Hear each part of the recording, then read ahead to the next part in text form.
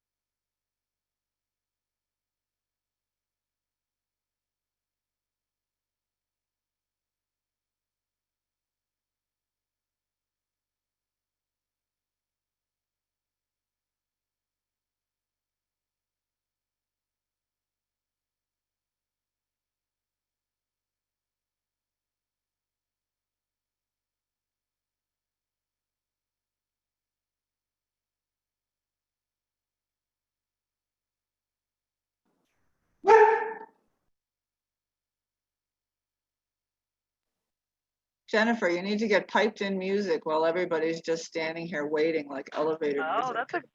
that's a really good idea.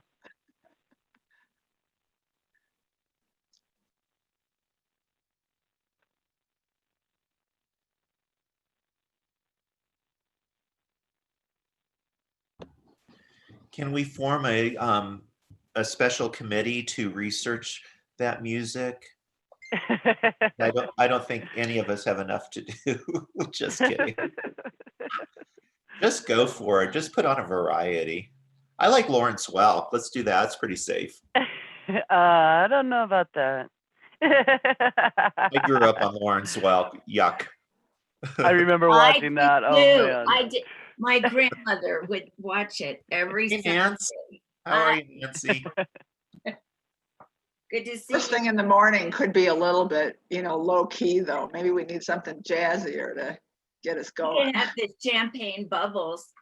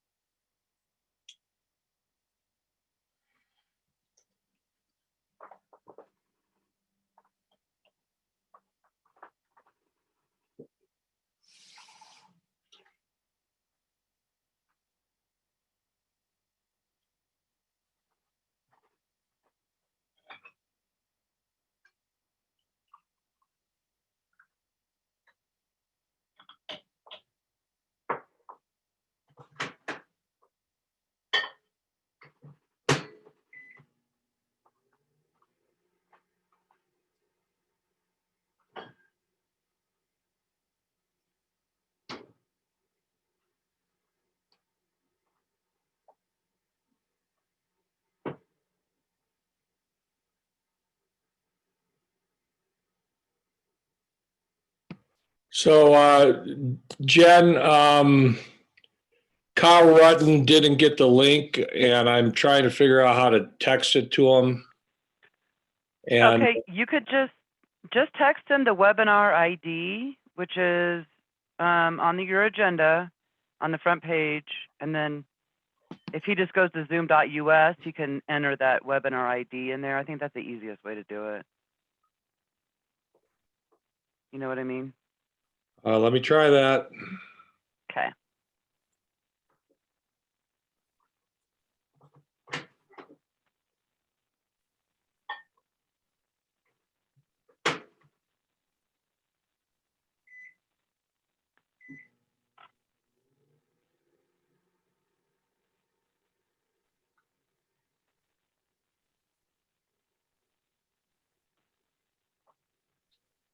And then Amanda is having problems getting on. I'm not sure what her problems are. She just texted me. Okay. I see her. I'm going to promote her now. So she's Yeah, here. that's what she just asked. Hi.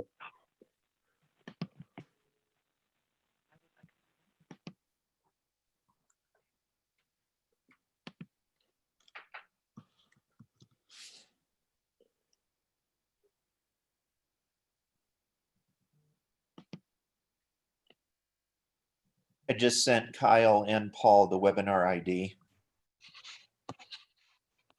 Okay, Paul. All right. Did you email it? Yes, I emailed it. I'll let Kyle know. Thanks. Okay, thanks. Oh, there he is. Kyle's here. I'm in. Thank you very much. We have to unlock the door for these meetings. You gotta unlock the door. You gotta let people in. I Highly tried like 8 classified. IDs. I kept going. I was like finding emails from Jen. I'm like, nope, wrong ID. Nope, wrong ID. Nope. Well, that's what It's happened. always on. It's always on the front page of the agenda, the webinar ID. So you can always go to zoom.us and then just type in the webinar ID. But you guys probably figured that out by now. I just kept opening up old agendas because I was so awesome. It's early. Well, when you're on a commission that has been meeting weekly, It's true. there's a lot of emails to go through. All right, looks like we hopefully have enough people here in attendance. Paul, I guess we're still waiting on Paul, Kevin?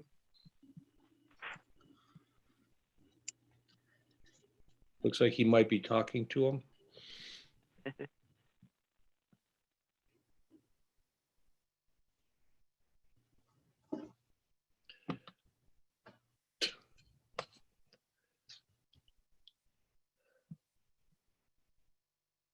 Is Paul driving to the visitor center now, Kevin? Is that what we're waiting for?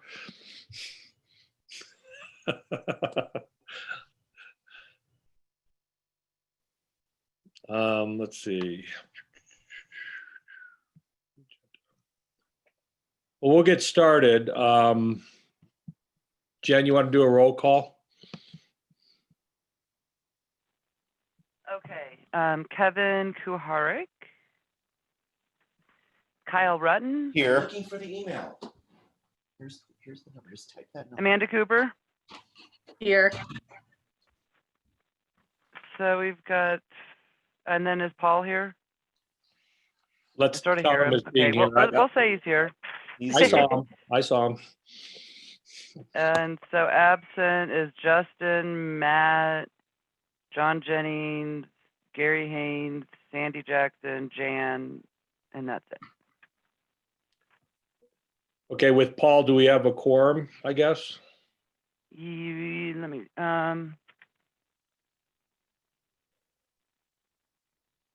if we have 4, then yes. Yeah, so we do. We got 4. Yep. So we're good. Oh. Okay, good. We have the agenda. I do want to add one item to the agenda, if I may, and that is to have the Kent, the town administrator, bring the commission up to speed on, I guess, some Colorado Cares funding that the town had received that had then been returned to the county. Clear Creek County, and there had been some discussion of what that was and what happened last week amongst me and at least one other member. So I've asked Kent just to clarify what that is and give us the facts on that. So does anybody else have any other agenda adjustments before we approve that? Okay, you have a motion to approve the agenda. I make a motion to approve the agenda. I second it. All in favor? Aye. Aye. Aye. Jennifer, can you promote Paul from guest to panelist, please? Yes. Thank you. Thank you. Steve, could you screen share the agenda for today since we actually have stuff on it? Yeah. Stuff on it? Yeah, I can. Oh, cool. Was Jen going to share it? I can, unless you want to do it. Either way, no biggie. Oh, it just kind of makes me not be able to see everybody when you share the screen, so. Yeah, and I just saw Jan is on. Morning, Jen. All right, well, let's go, keep going. Any new business owners on? Okay, then you're not welcome because you're not here. It was a joke. Any new unfinished business that we need to conduct from prior meetings? I think we've got an agenda that's going to encompass everything. Carolyn, go ahead. I got an email from Jamie LaCroix last night asking me to share a program that she became aware of in Glenwood Springs. Is this a good time to share it? Yeah, go ahead.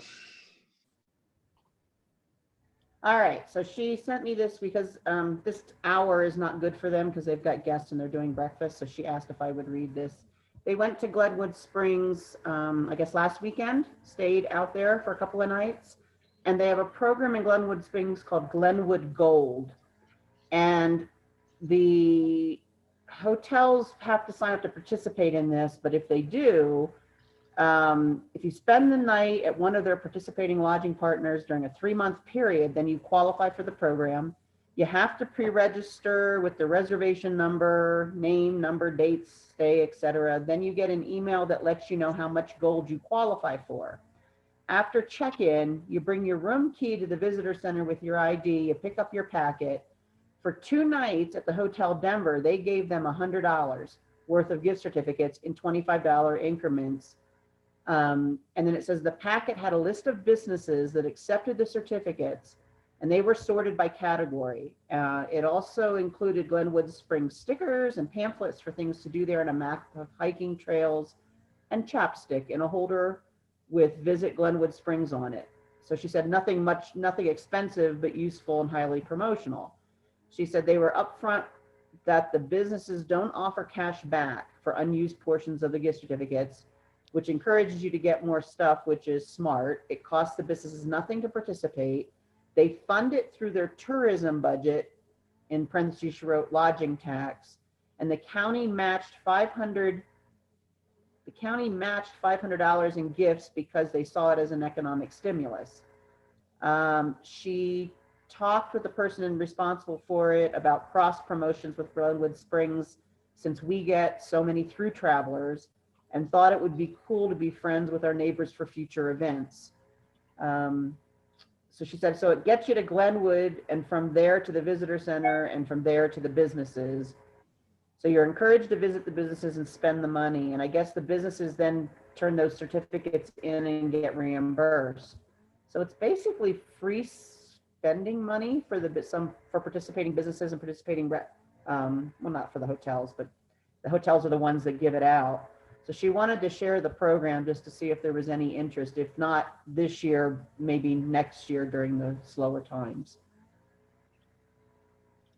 It sounds like a great program, and I agree that we probably ought to keep it as something we'll consider going forward. I think I'll speak for myself. My mind share is kind of occupied with getting the passport program launched and done, and so I honestly won't be able to consider anything else until we execute on that. But does any other commission member have any comments on that? Sounds interesting. Okay, well, yeah, we'll make sure Jamie, we all love Jamie, and knows that we're gonna, we appreciate the input, and we'll definitely consider that going forward. Sounds like an interesting program. Okay, I did skip over any audience business. I did see a couple of people, including Nancy Hale on. Does anybody have any audience business?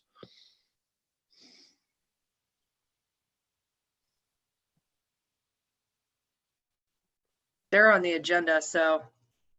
Oh, okay. That's probably why they're on. That's probably why they're on them. All right, so let's go to Slate Communications. I see they are on the call. Hi, guys. Or Hey is it just- everyone, how's it going? Hey there, good morning. Happy fall. Yeah, won't take up too much of your time this morning. I know Anna went through a lot of updates and data during the last meeting, determined that we really wanted to focus on fall and make sure we got a lot of the fall colors and did that promotion. So we have a couple of updates on that, but we're going to share it probably through our Q3 quarterly report that Anna's been putting together. So Anna, if you want to share your screen and we can go through that, that'll be our main focus today, and then a few other small updates at the end. Sounds good. I'll just go ahead and add this here. All right, can everyone see my screen? Yes. Great. So as Liz mentioned, I did sort of do a quick rundown of some of the results that we've gotten in our July, August, and September efforts. However, here's a report for you guys to have in your archives and dig a little bit deeper if you want to, as well as examples of what we've done. So up top, in Q2, that was kind of a rough time for everyone in Colorado in the travel and tourism space. However, being able to capitalize on in-state travel in Q3 was, really successful, especially for you guys who are so dedicated to making a positive visitor experience and safe experience for your travelers. So from a holistic perspective, we spent, just over $4,000 on total advertising. And in return, we received over 600,000 impressions and over 40,000 engagements. So when we think about, is our advertising effective, we want to make sure we get a good return on investment. So how much are we paying for every impression and how much are we paying for every engagement? This comes down to some really solid numbers. So we always like to see less than a penny per impression, and that's what we have here. And then we also like to see less than $1 for engagement. So we've definitely hit that metric here. However, sometimes it's hard to say like, well, what do impressions and engagements mean? And how does it actually translate into actual conversion? Well, we can kind of get a better idea of that by looking at some of the feedback or comments or types of engagement that we've received across all of these efforts. So 303 Instagram sponsored posts. I know that you've probably seen these here or there. We've continued to work with them. I know we worked with them last year. We had some good success.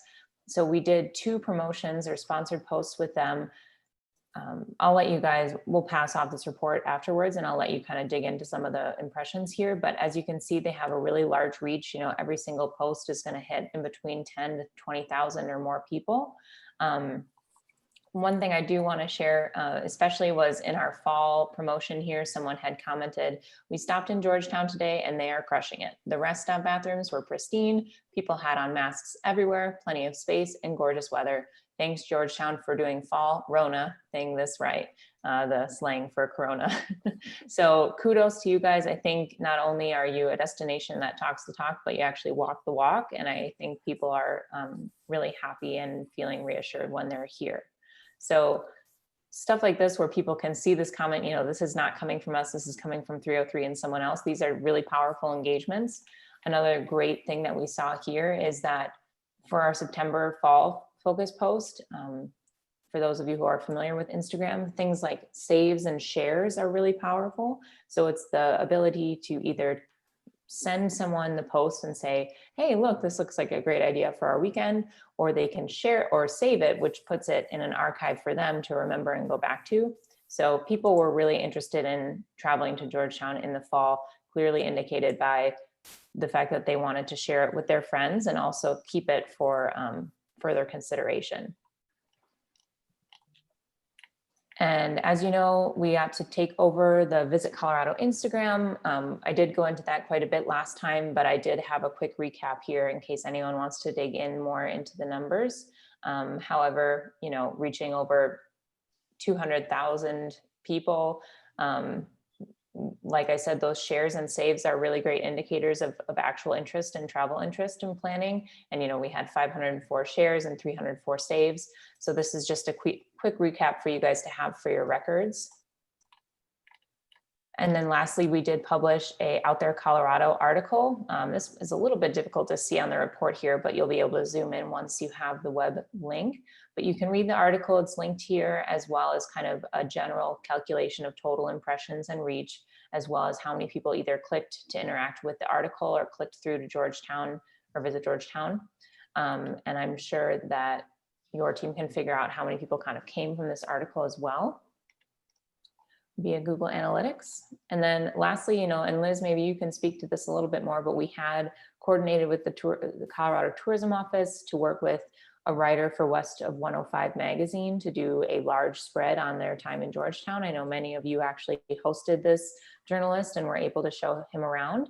So that was published and you can see the article. It'll be linked here on the report and it starts on page 32. So this is just the first shot here of their time in Georgetown, and that, we consider that earned media. So despite sort of helping with and assisting with lodging costs, that's still, buzz that doesn't come directly from our DMO. So that's what we consider to be earned media.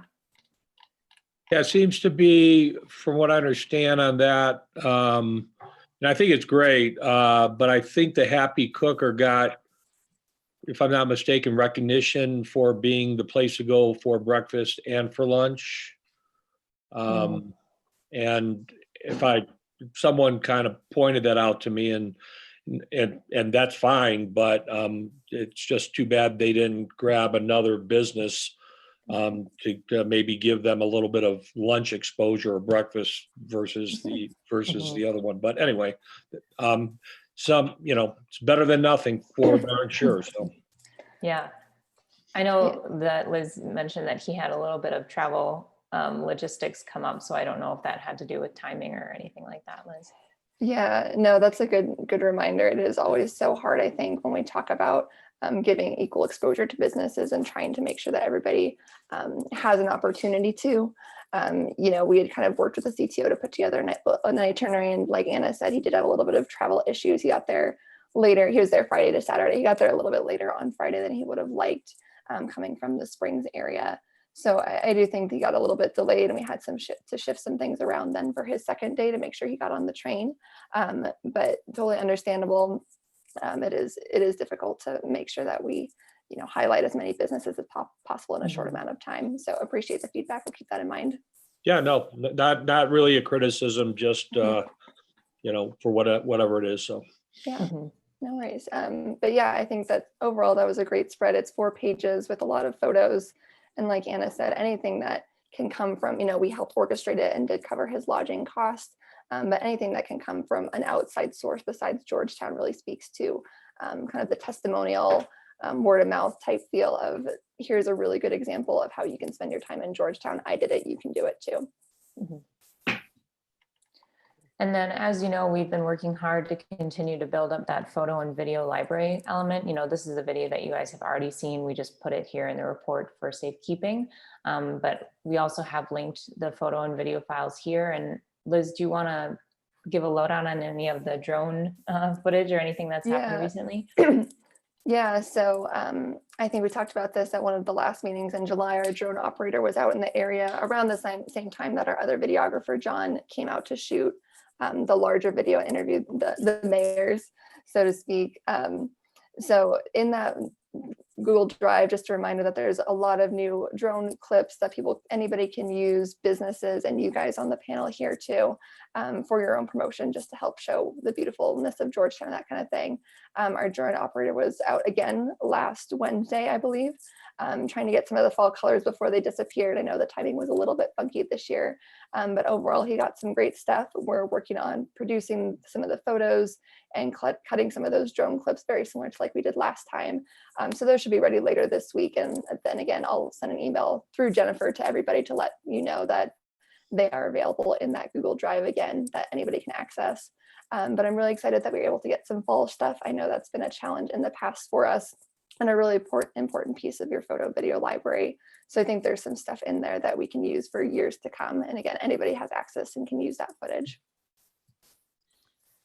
Yeah, to kind of round that out, leaf peeping is such a short-lived moment in time, and you never know when it's going to come or go, or have predictions for it. So I think most powerful would be using the drone footage in the future. At this point, I'm not sure how many more people will be out and about leaf peeping or what the status of Guanella Pass kind of golden-esque is right now.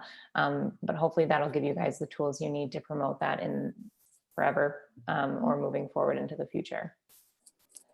Yeah. So I'd say overall, we know we wanted to focus on fall this time, to really push that leaf peeping, help get people to Georgetown and experience those colors. So I think there's a lot of great efforts, and hopefully we saw the results in the visitations. And if you felt it was a little bit busier than maybe usual for this time of year. But I think that kind of wraps up the main things that we wanted to go through on the reporting side. Again, the fall footage is one of the last deliverables that we'll have to you pretty soon. But with that big fall push, that was kind of the end of our budget. So I think we have maybe a little bit to spend if Christmas Market does happen with the help of Google AdWords. But in general, we'll be staying a little bit quiet for the rest of the year, but always here if you need anything, and we'll continue to be on these meetings. So with that, do you guys have any other questions or comments about what you just saw and what you just heard? Well, I do have one comment. I don't know if everyone saw the New York Times article in the weekend travel section of the New York Times. They highlighted Guanella Pass as being one of 6 drives nationwide to take for fall colors. I don't know how the New York Times operates, but certainly I think all the efforts that the town is doing vis-a-vis what Slate has just gone over and other types of promotions we've been doing, hopefully that makes it easy for a nationwide publications like the New York Times to run the story that they did. I think it was very favorable press. I did repost the articles. I know some other businesses did, and I would encourage all businesses to use that link as they can to promote their business. So, Yeah, that was Kevin, awesome. you had some? I just wanted to say, as a merchant on 6th Street, the Ped Mall was at times crowded and like for a month on the weekends. And so I think it was very populated. People were very happy, saw a lot of memories being made, a lot of good impressions, a lot of great feedback. And it was a long weekend. It was, you'd see people on Fridays and Mondays too. And so I don't think that was just happenstance. I think it was in the planning and the success. So I really appreciate all the suggestions and the follow through for us. Thank you. Yeah, I still think that was a great idea for Georgetown to follow through with, and that's going to stay open for a while. Is that correct? Yep. Great. Okay. Through the end, through Christmas market or end of the year. Good. I think. That's Perfect. awesome. Paul? I do So- have one quick oh, go ahead. No, go ahead. Oh, I was just gonna kind of more of a logistical item, but one thing to put on your radar is that the deadline for the 2021 official state vacation guide is coming up at the end of this week, I believe. So that's for either advertising opportunities within the state vacation guide or other like either business listing or destination listing. So Liz and I can follow up with a potential email on what opportunities we may want to consider, but that is always something that comes a little bit early in terms of what we would normally plan for 2021. However, we should put it on your radar and think about options for next year. Yeah, please do, and make sure we're aware of any deadlines so we can act accordingly. Okay. Paul, go So, ahead. That's just mine. Thank you. I just want to say great job, and seeing earned media like the New York Times is really, it shows that there's a good concerted effort going on to promote Georgetown, and other people are picking up on it. And so this fall rollout, I think all around with all of us combined, I think was really great to see that kind of cohesion going on. You said that we're out of money, and my thought while I was watching how lovely that was do we have any kind of anything left to do a branding concept to get us through the swing and winter months? Because really that's the thing we need to start monetizing is our winter season. And so far we haven't figured out as a town, we haven't figured out a winter concept. We haven't figured out who we are and what we need to do to sell that to people in a package. And as a promotions commission, we can go together and get it. We have certain ideas to keep on with who we are as a town, but I didn't know if we had any kind of funds left over to make that into a professional marketing scheme so that we can look to what we can do step by step and who we are as a brand for the winter to target, not necessarily the person at Vail, but the person going to Vail or the person who wants to stop by on the way or base from us. So we're completely out to be able to do that. We're not at that level right now. Is that correct? At least from our scope, we might have a little bit of wiggle room, a couple $100 that again, we could dedicate to, I think we had talked about doing Google AdWords for the Christmas market. So we could do something focused on more of the base camp like you're talking about for winter. But, that isn't quite enough probably to do a larger push. So I'm interested to hear what the rest of the committee thinks too. And Steve, did you have something to say? That's fair.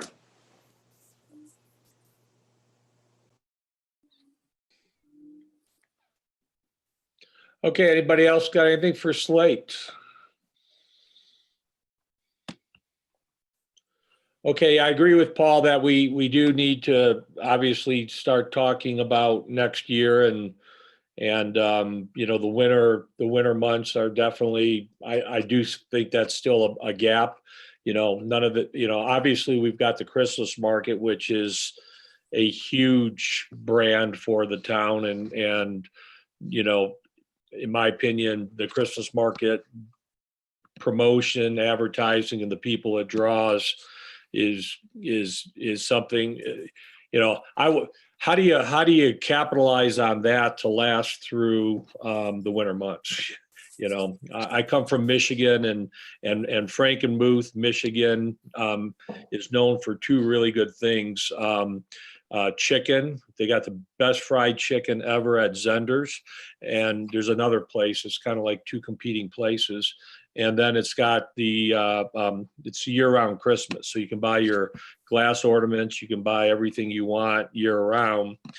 You know, not that we think I think Georgetown could be the same thing, but gosh, how do you take that wonderful Christmas market brand and have a halo effect going into the dark winter months?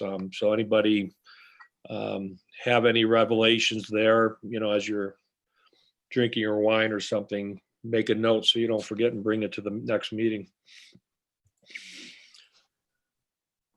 Okay, thanks, Slate people. Yeah, it's been a pleasure. It's been really fun, and I'm so happy that so many people are enjoying Georgetown, especially with that pedestrian mall. It's really fun. Yeah, it's great to see how you guys are kind of rebounding after an unpredictable spring and into the summer months. I'm really happy for you guys. But yeah, we'll follow up. I'll send Jennifer a link to the report that Anna shared, as well as we'll put together some of those deadlines to be aware of for the Colorado State Vacation Guide. Again, both on the Georgetown kind of destination marketing side of things, and an opportunity for businesses if they do want to take advantage of being listed in the guide too. So we'll follow up with that, but of course, let us know if you have any questions in the meantime, and we'll talk to you guys soon. Thank you. Bye. Thanks, everyone.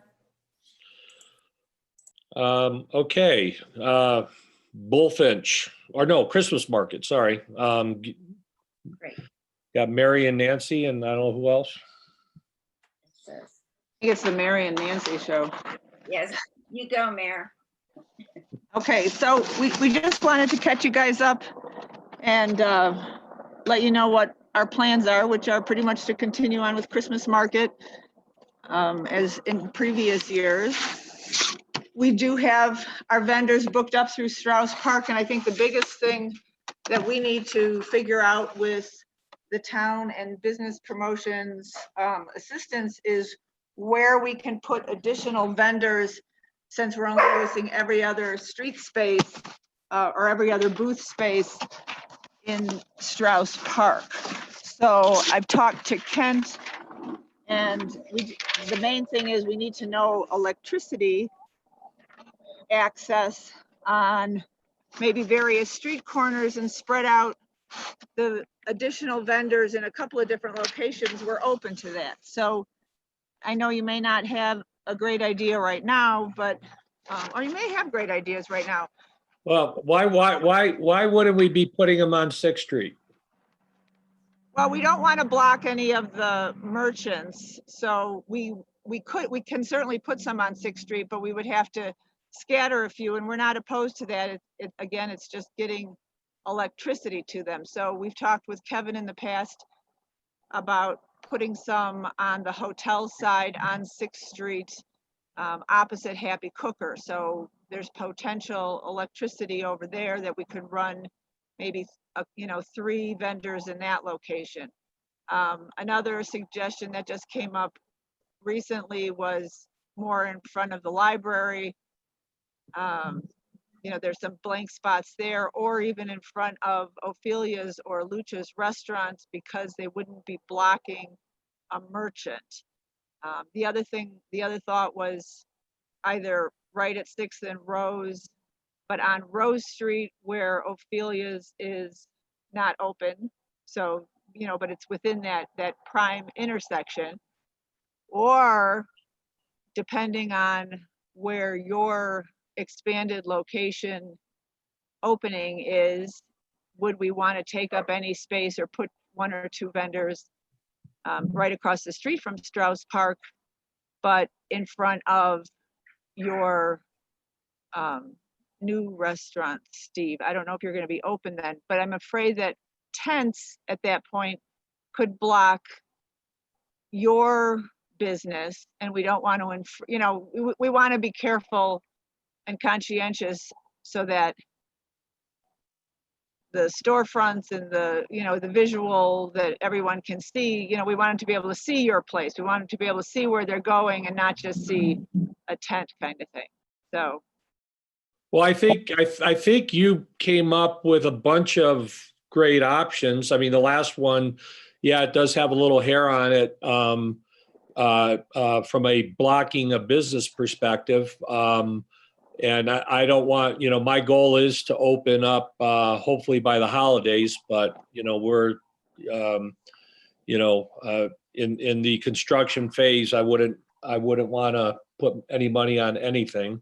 But the things you mentioned as far as over by the Hotel de Paris, over by the library, even in front of Lucha's, I don't know if the food truck's still going to be operating at that time. But honestly, my opinion is 6th Street has opportunities that I don't think would necessarily conflict with the businesses. And it just seems to be that's where people are going to be congregating. They all want to be in that old historic district and vibe. I don't know. I don't think the Christmas market shut down Rose Street in the past, and I don't think it can, only because I think that's still a route for, you know, trucks and for the power plant and everything else to get up and down the pass, even if the pass is closed. So We Jan? do shut down Rose Street, and Taos is the one that's open because the, yeah, so that if we Okay. stayed with the old footprint, not the pedestrian mall footprint, but the old Christmas market footprint, plus two, remember the kids come down. That's and right. Yeah. The Santa Lucia, you know, there's a brewery right there on Rose Street that's shut down right there at 5th, or not the brewery itself, but the street is shut down right there in front of that brewery. What's its name? You know, I can't remember. 5th and Rose. Obviously, I can't remember anything, but now that you're talking, I'm over my senior moment. Thank you. So anyway, so we'll work with the town, and, you know, your suggestions are absolutely what we want to follow, and we do want to stay on 6th Street because, I mean, that's the main drag. So I think we're going to look at, you know, what our electricity options are. That's what it really comes down to, because obviously these merchants need access to that, you know, their mechanisms and what they need to do to operate for, you know, 8 hours out in the cold isn't going to happen if it's, you know, if they don't have power. So Well, I'll just throw this out now that my head's screwed on straight. With Rose Street being closed, I think Rose Street, you know, I think there's two people you got to talk to, myself and Jan, because Little Annie's is closed, and the owner of the building that used to be House Troyes, he's not going to really have anything going on by that time frame. I know that for a fact. So I don't object to. I don't think. I would love to see more of a festive atmosphere coming up Rose if Rose Street is closed, and I don't think it. I think it can be done in a way where it wouldn't infringe upon, you know, the restaurant we're opening next door to the brewery having it be a problem. We would just need to understand what that plan is and be able to have input into it. So, Jan, you may want to speak up too. Yeah, I think having something on Rose, it could be over on the market side, because that whole area is very festive with the you know, vendors over there, and that's always been festive. I wouldn't want it to block my view from 6th Street. So, you know, in front of Ron's building would not be my preference.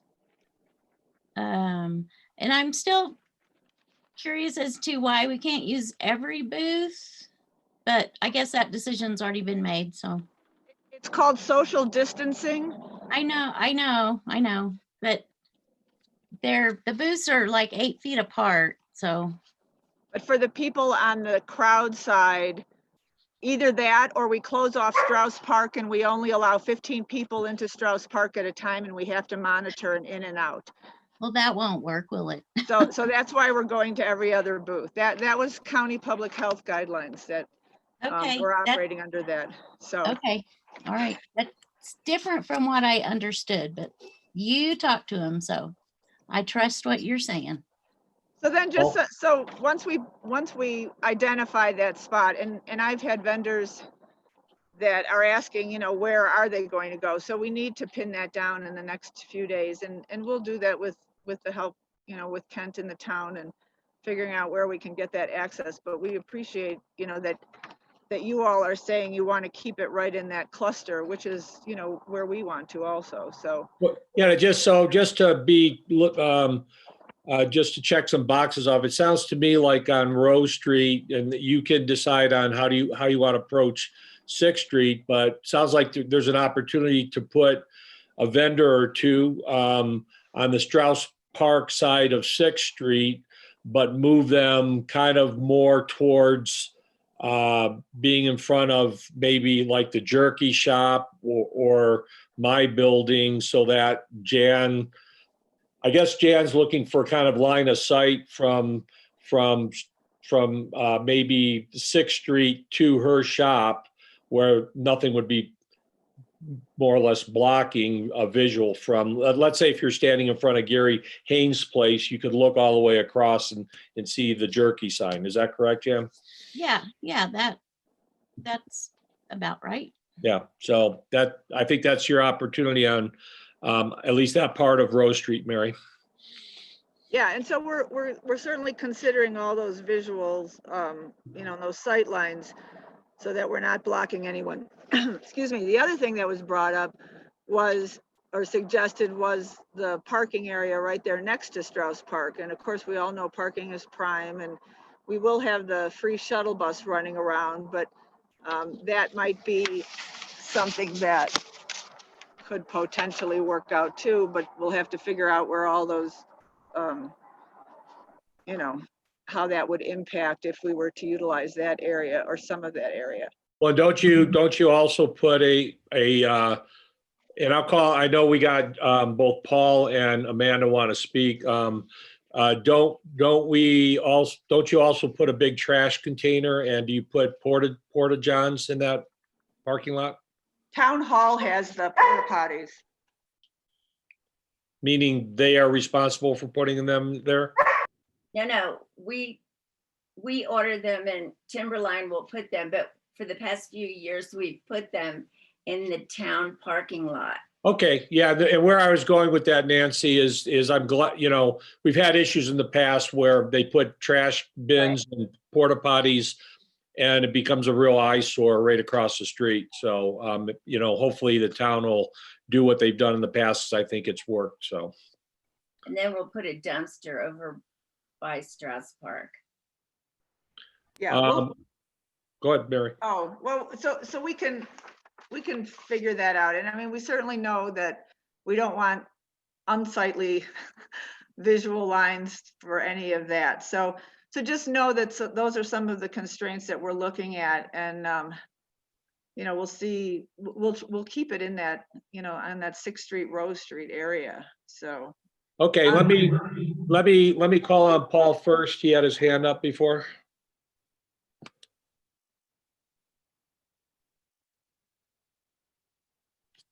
Paul, are you there? Yeah, I'm sorry, my mute was blocked. I'm okay. I just wanted to point out that spacing isn't going to change. We're in a phase 2 of our safer at home order. So that 8-foot spacing is about people coming into the thing and keeping them separate. But we have, you know, surpassed 10 cases in our county. So the number's climbing. So I don't see that any spacing issues would change before Christmas. Okay, Amanda? I apologize. I had to bop off for a second. So if this was covered, I did talk to Mary. The school is willing to let the blacktop be used for vendors. So I don't know if that was brought up or not, but that lower part where the kids were gathering outside before the playground was done, like right across from the brewery is an option. The school's willing to permit that to be used. And the other thing that Ryan and I had talked about, and it wouldn't work for a lot of people, but like the bigger places that have like, and it would be restaurants or specifically, we would be willing to let one vendor come in to Cooper's and like set up in the back corner of like our little lobby. And we wouldn't charge them if someone was really desperate. They'd have to figure out the spacing piece of it and they'd have to stay safe and keep their mask on. But we could let somebody put a table there and sell something like Christmas decorations or something. If there's somebody local that's going to get, I wouldn't like extend it to someone from like Nebraska, but if there was a Clear Creek person that wasn't going to get a booth, we would be willing to do that. And I don't know if other places like the Alpine or I guess Lucha would be an option. I don't know, probably wouldn't, maybe Cabin Creek. And some of us would be willing to give up a space that we're not seating people at that we could give. That would be an option for someone.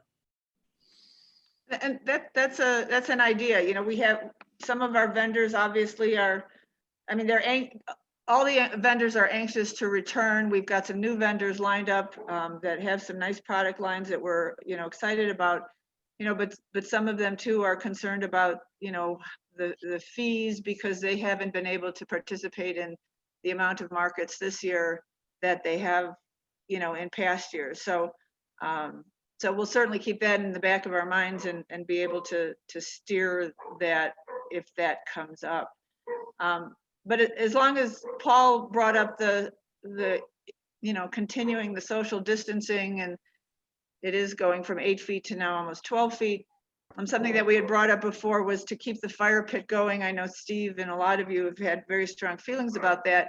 So we would be asking, or we will be asking, or we are asking the town to help us with some type of appropriate fencing around the fire pit so that we have the ambience of the fire pit in Strauss Park. We've got the smell of the and however, we don't want yellow tape lines that say police line, do not cross, that kind of fencing around it. So if we can get something nice set up there, and then that way we can continue to maintain the fire pit, yet people aren't, snuggling up too close. So it's the closest way we could, come up with something like that. Yeah, I think Kent wants to weigh in on this. Go ahead, Kent.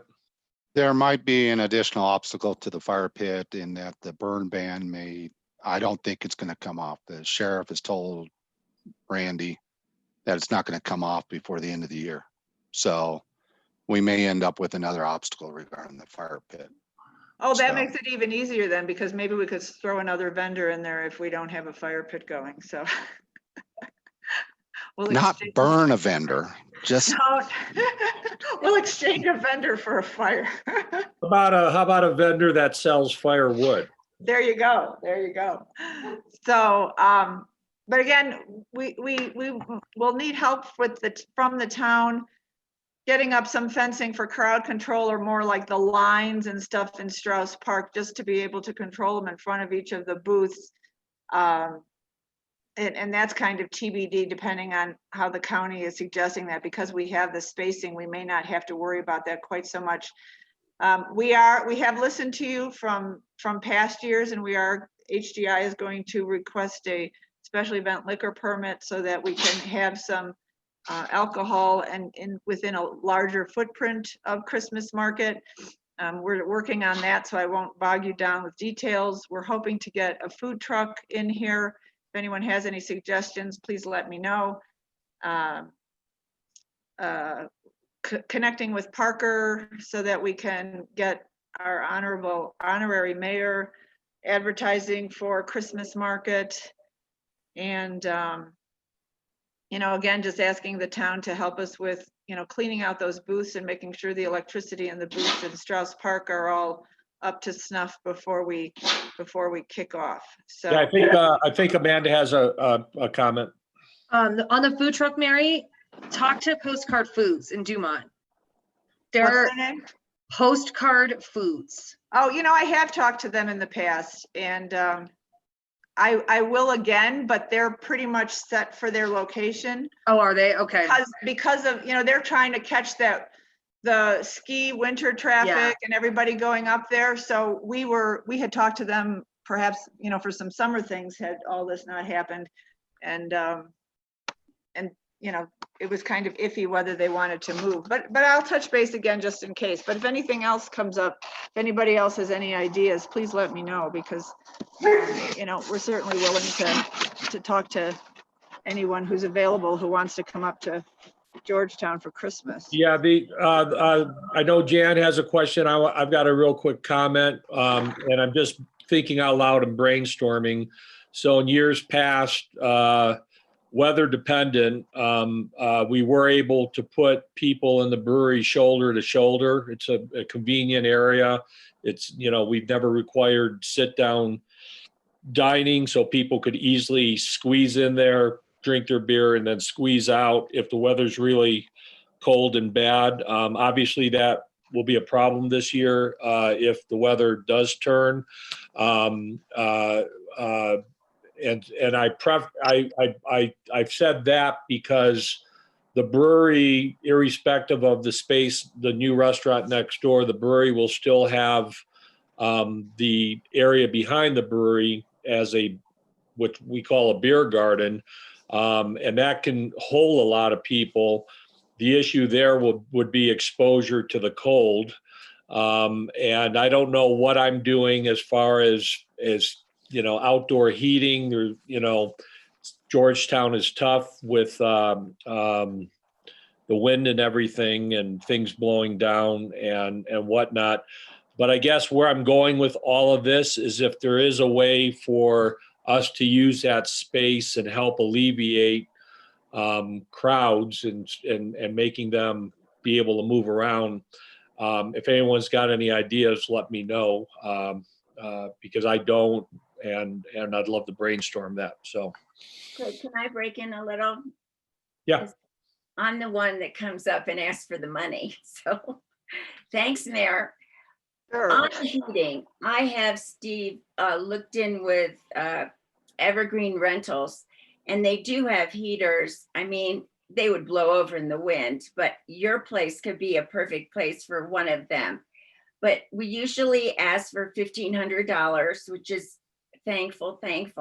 But this year I am asking for $2,000, mostly because if we do get the heaters for all 4 days, it would be $1,500.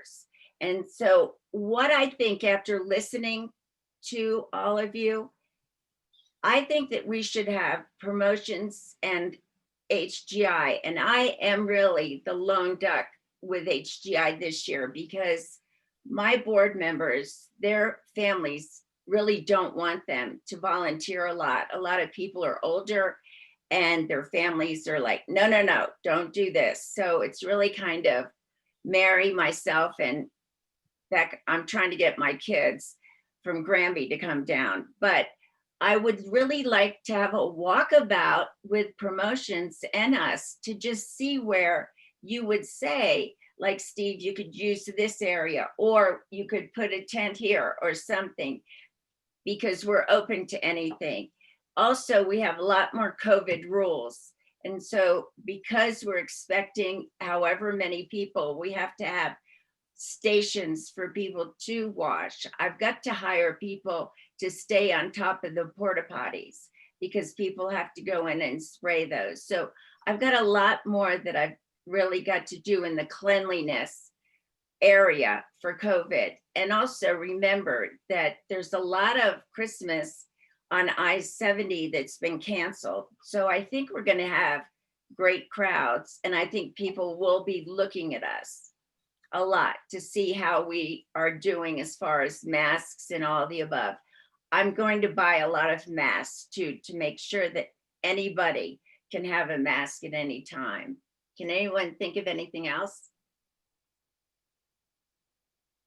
Well, let's just throw out too, because I know some of us have had this conversation outside of this meeting, but not officially, that so far all of our vendors are willing to come up on Friday.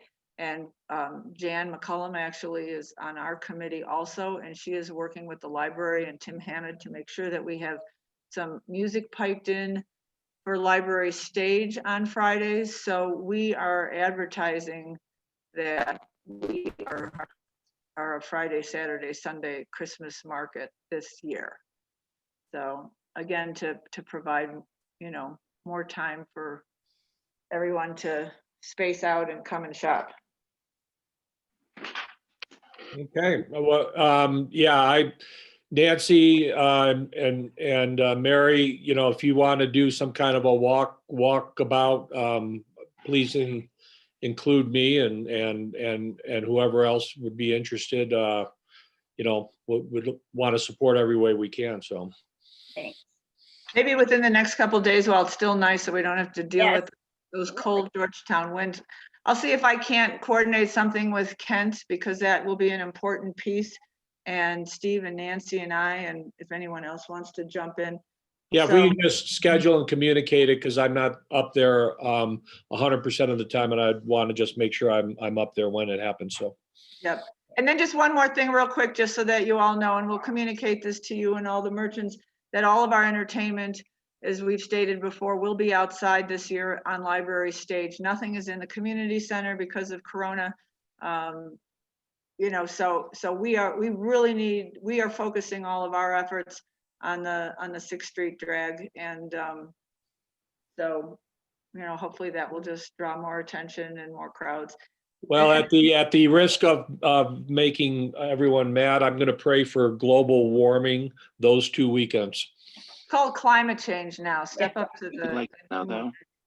Well, and that's why we think that the extra food and maybe the beverages, you know, available where people can stroll around a little bit might even be more popular this year, because we do anticipate that some of the shops will have lines outside, just because you can't have that many people inside the shop. So we're just catering to all of the guests by providing this wonderful experience.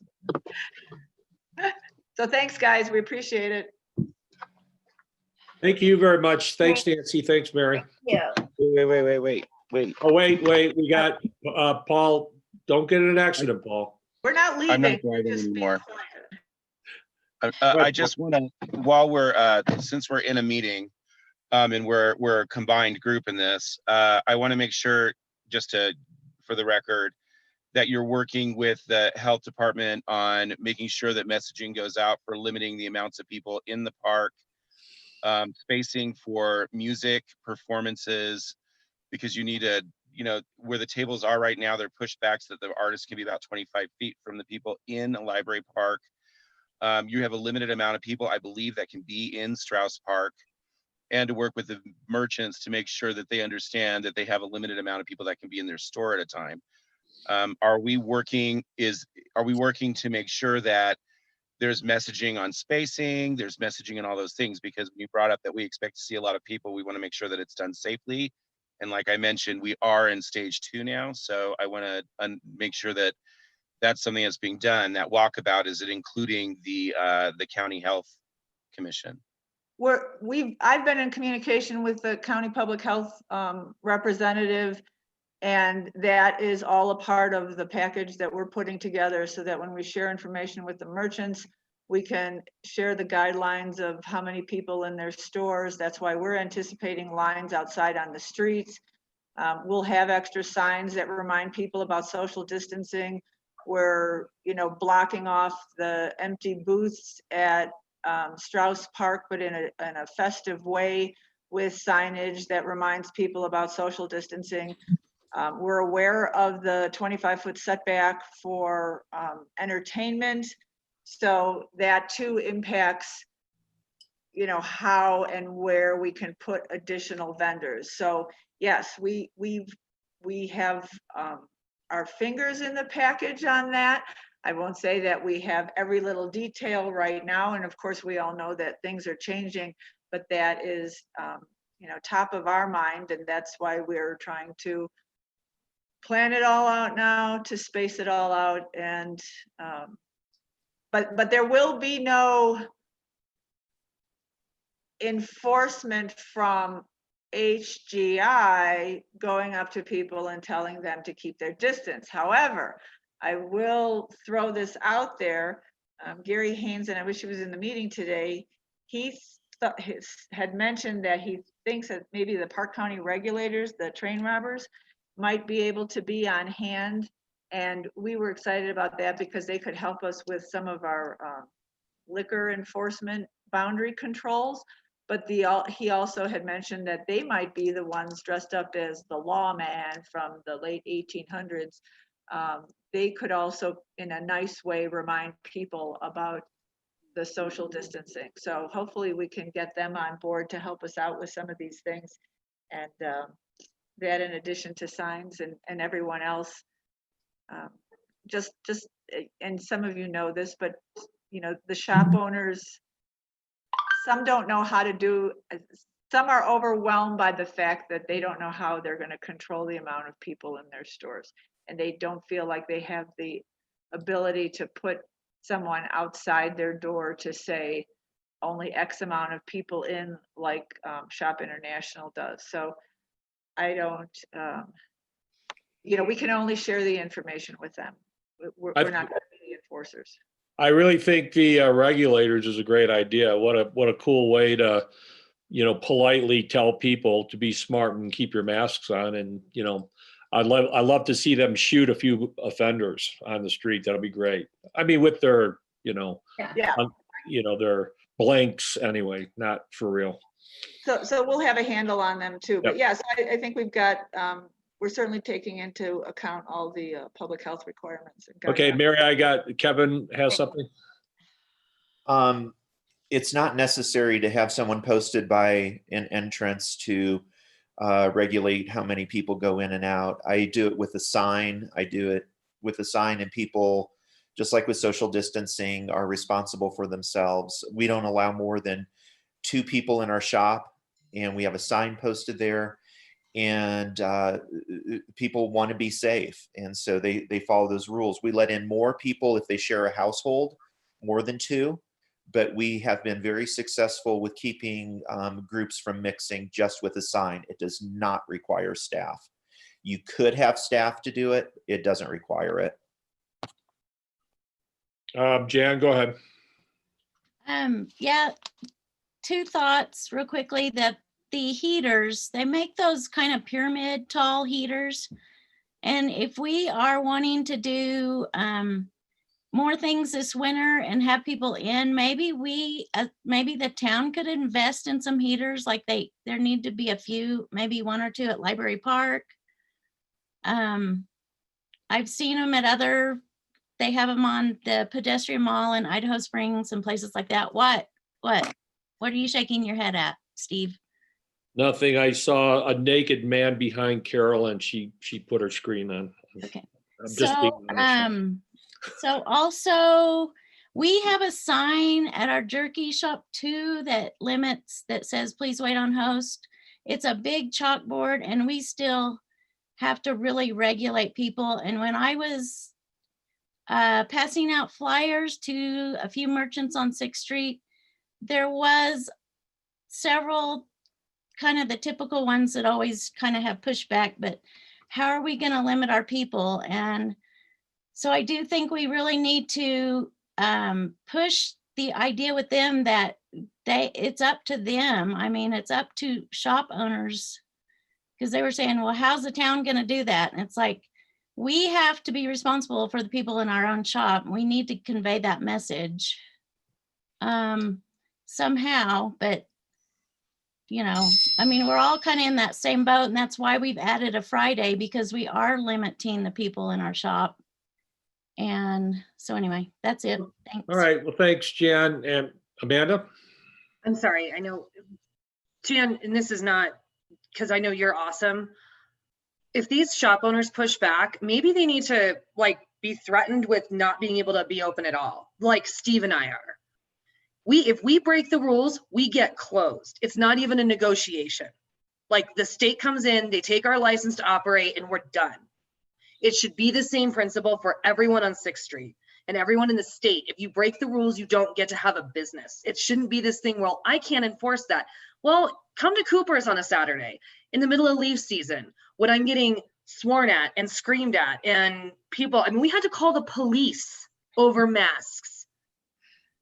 It's psychotic, but it shouldn't be this double standard. Well, it's really hard for me to do that. Well, it's hard for me too. I don't really particularly like being called the B word because I tell someone to put their mask over their face.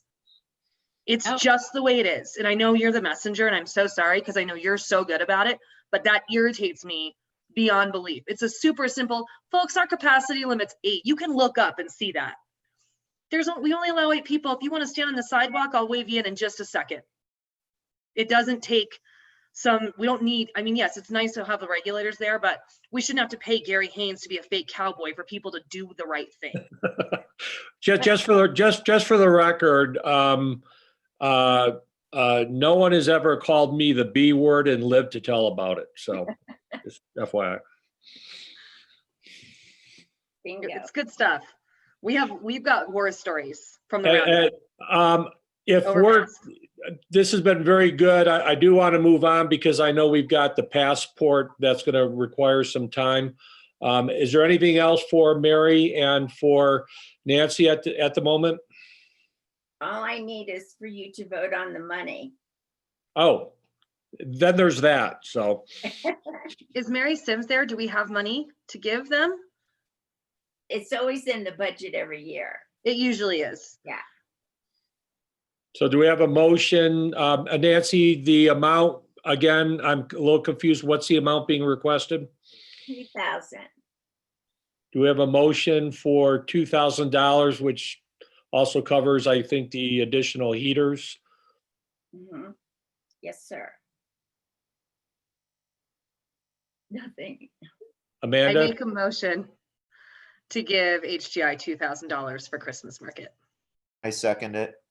All in favor? Aye. Aye. Thank you, guys. Thank you. Thank you. Great. Okay. Kyle Bullfinch. Okay. So the first item was just a quick update on looking at agencies. And so I've been trying to kind of think about this whole problem, like from first principles, just because it's easy for our attention to get smeared out. And I think that we're in a good place. We've corrected a lot of issues, and we want to set things up right now so that we can cover as much ground as possible in 2021 from a digital marketing perspective. So I've been thinking about it all a lot, and the more I think about it, I think that Amanda Cooper had a really, really good idea last time we spoke about spinning up a subcommittee that's focused on digital marketing, because it's a very big conversation that should be happening regularly, and I just don't think the bandwidth is available here. So if we can relegate that to a subcommittee and then distill things and bring them to this conversation, I think that would be much more efficient. And then in those meetings, we can, if whoever we have doing the marketing, we can plan a monthly strategy. We can, like Paul mentioned, yeah, leafing season was great and everything, but winter is coming, and what do we want to be when we grow up? In those meetings, we could talk about, well, what's the narrative we're pushing, right? What's the brand that we're trying to put together? Are we the town that has lodging for Loveland ski area, so it's a more affordable way to get up and enjoy the mountains during the winter and do your skiing and snowboarding without having to pay the big corporate rates? Or what are we? So that's one great idea. Then the other idea I had, as you know, that I've been kind of pushing, is that we should get a full suite agency, and my thinking was that we would be able to achieve some kind of economy of scales if we had a full agency who can do a bunch of general stuff, and that's their forte, and they're geared to do that. So I went out and had a bunch of conversations with digital agencies in Denver. And the way I approached it was, I was like, well, let's see what could my business handle for the budget that Kent gave me. And then I wrote up a boilerplate monthly strategy of deliverables that we could give the town. And I just went to each agency and I was like, here's the amount of money that we could pay you, and here's what we would need you to deliver. And it was met with like resounding laughter.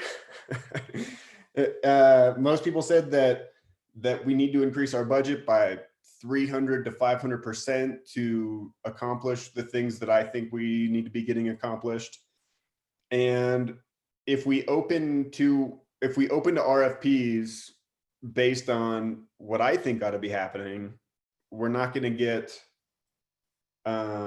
very good proposals in. So, you know, the saga continues. Do we increase the budget? Do we find another route? That's kind of where we're at in terms of looking at agencies. Well, I'll weigh in real quick. I'm not really big on trying to boil the ocean again as it pertains to agencies. I think that, you know, I think we, you know, based upon the time of the year it is, you know, we're going to be going into slow season. I think we as a commission kind of move forward as we have been to, you know, address the things that are in the near term. And I think we have to also work more at a higher level to talk about, you know, getting back to Paul's point, talk about strategy for winter months. You know, I think we know who we are year round, with the exception of January, February, March, and April, right? It's what's our identity during those months that I don't think anybody has a clear vision for. And again, it's, you know, the pass is closed, but there's tremendous value to off-terrain sports, snowshoeing, you know, cross-country skiing. If the lake's frozen, that obviously brings out, you know, ice racers and ice fisher men and women and stuff like that. What's really going to have that buzz? So I think we need to probably, and we also need to be realistic about putting out a bid to these agencies and having the budget be anemic for what they're used to operating in. I think we're going to get what we pay for, and as long as the numbers are what they have been and what I think they are, and again, we're going to talk a little bit of, you know, about how hard it is as our town to raise this kind of money and to have this kind of money. I guess I'd be looking for more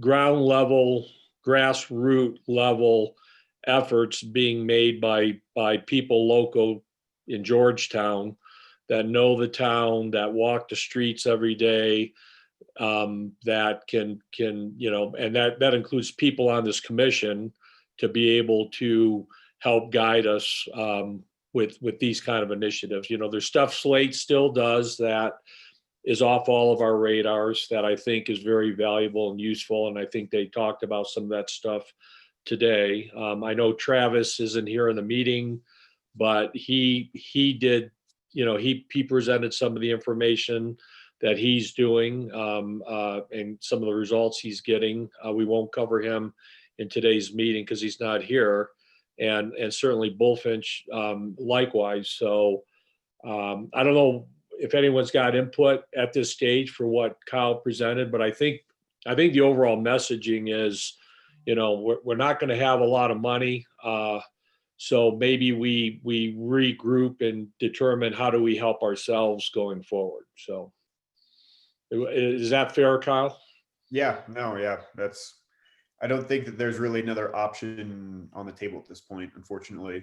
But luckily, you know, we have this group of people who are willing to step up and do some of it with the limited resources. Any comments for Kyle? I just want to thank him for doing the legwork, and knowledge is power. At least we know what the reality is. So thank you for helping, you know, clarify. the situation we're in. All right, well, that was, I guess we'll talk more about that, but that's kind of the direction I think, at least I will push us in and it'll get further conversation. One action item I think would be worth pulling the trigger on right now would be that subcommittee. And I don't know, it needs to occur in terms of making that official and getting it on the schedule so that that starts to be a recurring thing. I just think it would be a very good thing regardless of the setup, and then we can kind of look to the people that come to that committee and, when something needs to get done and the resources aren't available, maybe we can find someone willing to step up to the plate. Well, so do we want to, are you suggesting we create a subcommittee right now on this? If so, yeah, let's, that's one thing we, I guess during my tenure as chairman, I haven't really pushed a lot of subcommittees. We've had a couple over time. They do require extra time and they need to be very focused and very, I think they need to be worthwhile. And I think this is a good example of it. So do we want to form that subcommittee now? And if so, who wants to be on it? Keep in mind, if it's more than 3 of us, then it's posted as part of promotions. So it should be Kyle, one other promotions person, like Steve, if you want to do it since you're the chairperson. I would do it since I proposed it, or if anybody else is really passionate about it, then Carolyn and Travis. That would probably be it. So it'd be 5. And then if it's more than 3 promotions people, it goes up as a posted public meeting. And I can post those meetings. That's easy to do. You guys, no problem. Well, yeah. So I would volunteer to be on it. Amanda, obviously, you're on it. Kyle, you're on it. Is there any other commission members that want to be on it? I agree with Amanda. I think it's better if it's a work session without the complications of public meetings. Okay, well, based upon, I didn't see anybody else step forward. Why don't we move forward with that, and the subcommittee will then start reporting back. Okay. Very good. Was there anything else, Kyle? No, that was it in terms of agencies. I can really quickly go over progress this month. It just parrots everything else that's been said. We saw a good rebound in terms of analytics and search data coming in. So I don't know if you probably don't want me to go through the nitty gritty. There's a lot to cover in terms of other stuff that I know you guys want to cover. And it's kind of the same old story that we've seen with the exclusion of last month, which was rough.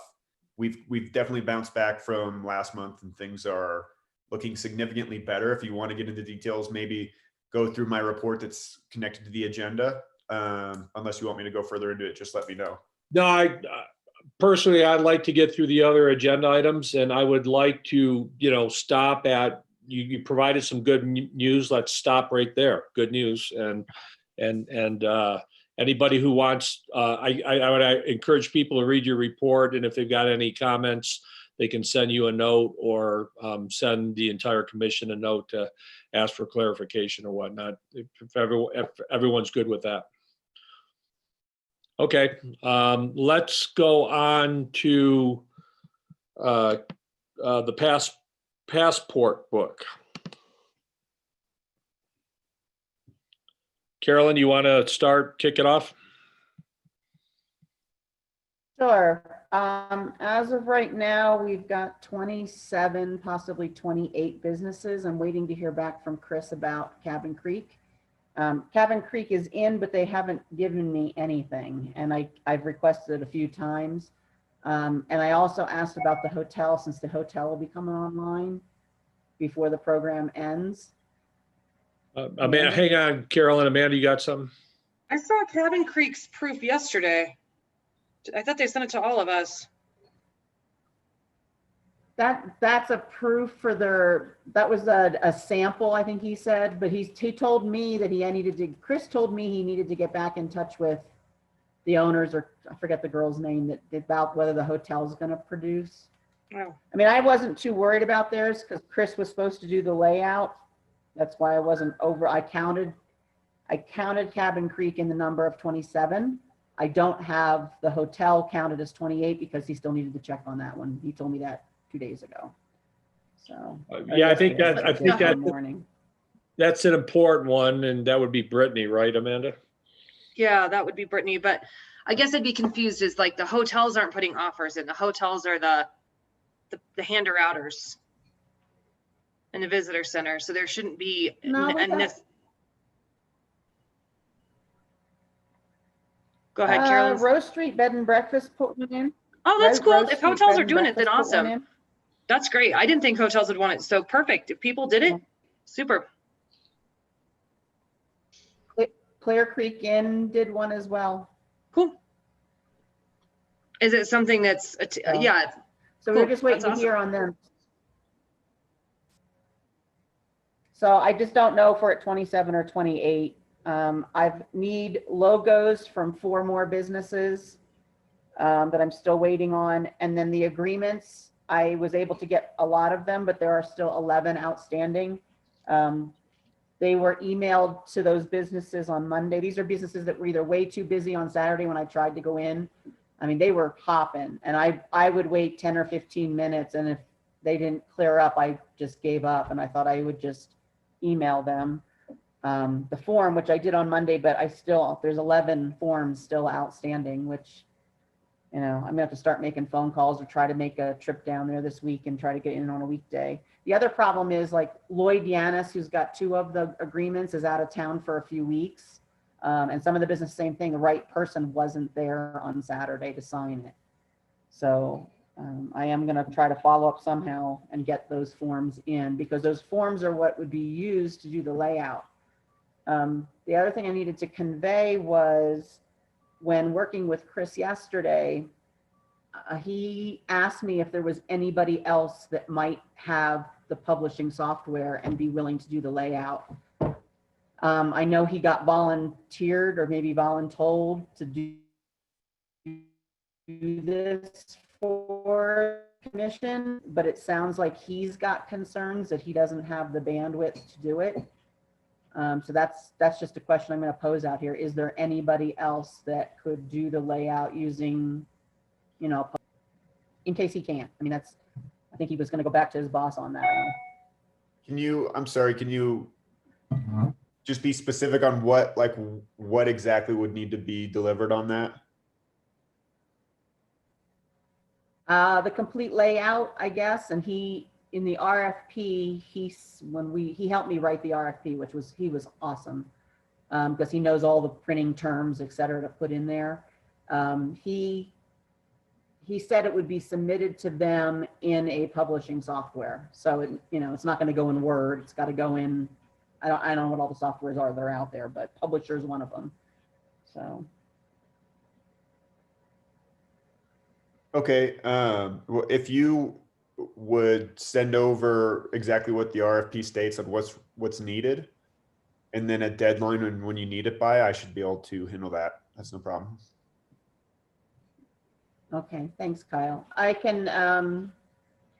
I'm waiting to hear back. So because I didn't get the layout until yesterday morning, the RFPs went out yesterday afternoon.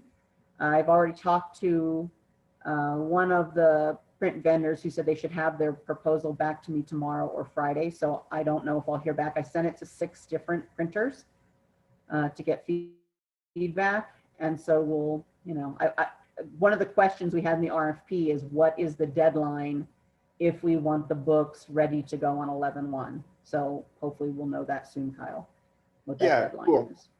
Yeah, you and I can just interface offline and get it tackled. No big deal.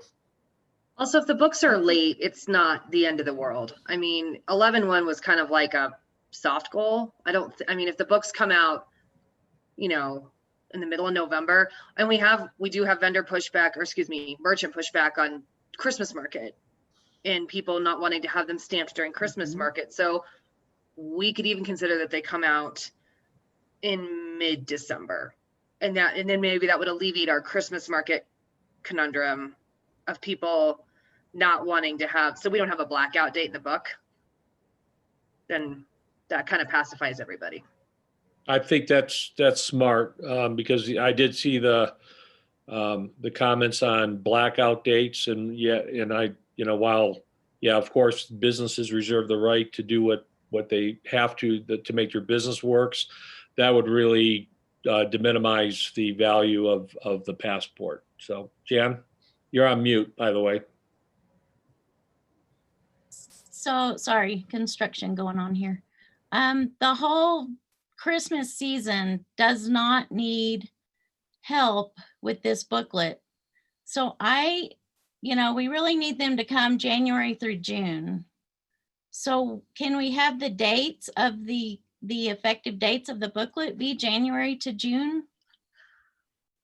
The one thing to keep in mind though, Jan, I agree with you, but we're not gonna have any Christmas trains. So the only catalyst that's gonna bring anybody into Georgetown is gonna be the market. Otherwise, I mean, normally in December we have trains, which December is usually our 4th busiest month based off of the traffic on the Georgetown loop. And so because there's no loop, I do think we're gonna have good Christmas market weekends, but without the Santa trains, I don't feel very strongly the rest of December is going to lend itself to that same sort of revenue we're used to. I think that might be all a matter too of our marketing, because we can be Christmas all December long. I mean, and people are, as we've seen these last few weekends, people are looking for day trips from Denver. For sure. Are still going, hopefully they'll be able to go ski. They'll be coming by. I feel like December is going to be a good month for us. It's unfortunate we don't have Christmas trains, but yeah, at least after Christmas market, we don't need the book at Christmas. So what are we talking about here? If the passport becomes effective after Christmas market, are we suggesting we start passing the books out during Christmas market, or do we start they can't use until they come back, or what? Well, yeah, if we want to bring people back into town, and that's the point. I mean, let's get the books out there. I mean, how many offers do you get around Christmas time or around whatever, and it's not good until the next month? Or yeah, I'm looking at it from the KISS method, keep it simple, stupid. If someone handed me if I'm going to the Christmas market, someone hand me a pass book and I can't use it, I agree. I'm gonna probably file it in the circular bin as I walk by it. But that's just me. I'm agree. I think it'll end up on the floorboard of the car. Blackout dates, I'm going to do the same thing. And every opportunity to change, to not have it be very simple is probably an opportunity to, again, in my opinion, as a marketer, to minimize the value of the book. So, but I'm not saying we don't do it. But it's going to be a really nice looking book. And just like with the beer passport, if you've used it once, do you throw it in the floorboard of your car, or do you keep it and look at it and say, oh, I want to go to this place? The beer book, the beer passport book is extremely straightforward. It works the same at every brewery. Every brewery has a little bit of a spin on their offer, but it's basically a buy one, get one. Every brewery has the stamp. And when people walk into the brewery, they expect us to know what to do. Here's my passport. Oh, here's your beer. Here's your stamp. And we don't talk about it, right? It just happens like that. And I think I don't think we can get to that level of simplicity, but that's where we want to go with it, right? Right. The other difference between, I'm sorry. I don't see what the difference is if it starts January 1st, how that's going to make that more complicated. Okay. I'm on the fence. Again, I don't think Christmas market specifically is the time to run the passport, especially because we're on the printing deadline, and I don't think that would hurt the business. but I keep really, really, really good historical data. And every time there was an incident, I'm coming back to the train on this, where the train derailed 2 years ago and there was no trains 3 days after, we were 75% down in revenue. And that was pre-Christmas but it was Christmas break that happened. So our revenue went down 75%. And the same thing happens when there's huge incidents on the highway and people can't get to the train. Now, obviously that's a double-edged sword because people can't get here either, but the train is such a big driver of getting people. It's the thing that to bring your kids to do. And Georgetown is definitely cute, and we have that great Christmas weekend, and we should market that. But I think having something that gives a tangible reason for people to experience Georgetown without that train is really important. And again, this is not like my hill to die on, but I think if we are using this as a good marketing strategy, if people are coming up here and they stay at one of the hotels during Christmas time, them being able to utilize this piece of marketing material to enhance their tourist experience is going to be really important. And it will then get them back here in the January, February, March timeframe. I agree Christmas market specifically is not a great time to push it, but we could run this on the 16th. And what's going to happen to us for 2 weeks? I mean, are we going to end up losing hundreds of thousands of dollars in 2 weeks of revenue if we ran it from the 16th to the 30th? I mean, we need to weigh that out. There is a sacrifice merchants have to make for a greater gain in the long run. Well, I think we can move forward, getting the passport book done and produced. And I think we have some time to decide what the best strategy is for pulling the trigger on distribution of the book. Is that fair at this stage? Okay. I think it's fair. I just want to say that if I don't want to give it out if it's not usable. So if I don't want to give it out at Christmas market if it's not usable at Christmas market. It's already extra work for us anyway, but I don't want to be the one that says it's not usable today, or you bring it back to me and I have to tell you no. So if it's not usable, I will not give it out, just so you know. So we can wait to distribute it right after Christmas market, which I think is great, or January 1st when it's usable, but I'm not giving it out in advance. And the hotel, that's fine, but I'm not. I think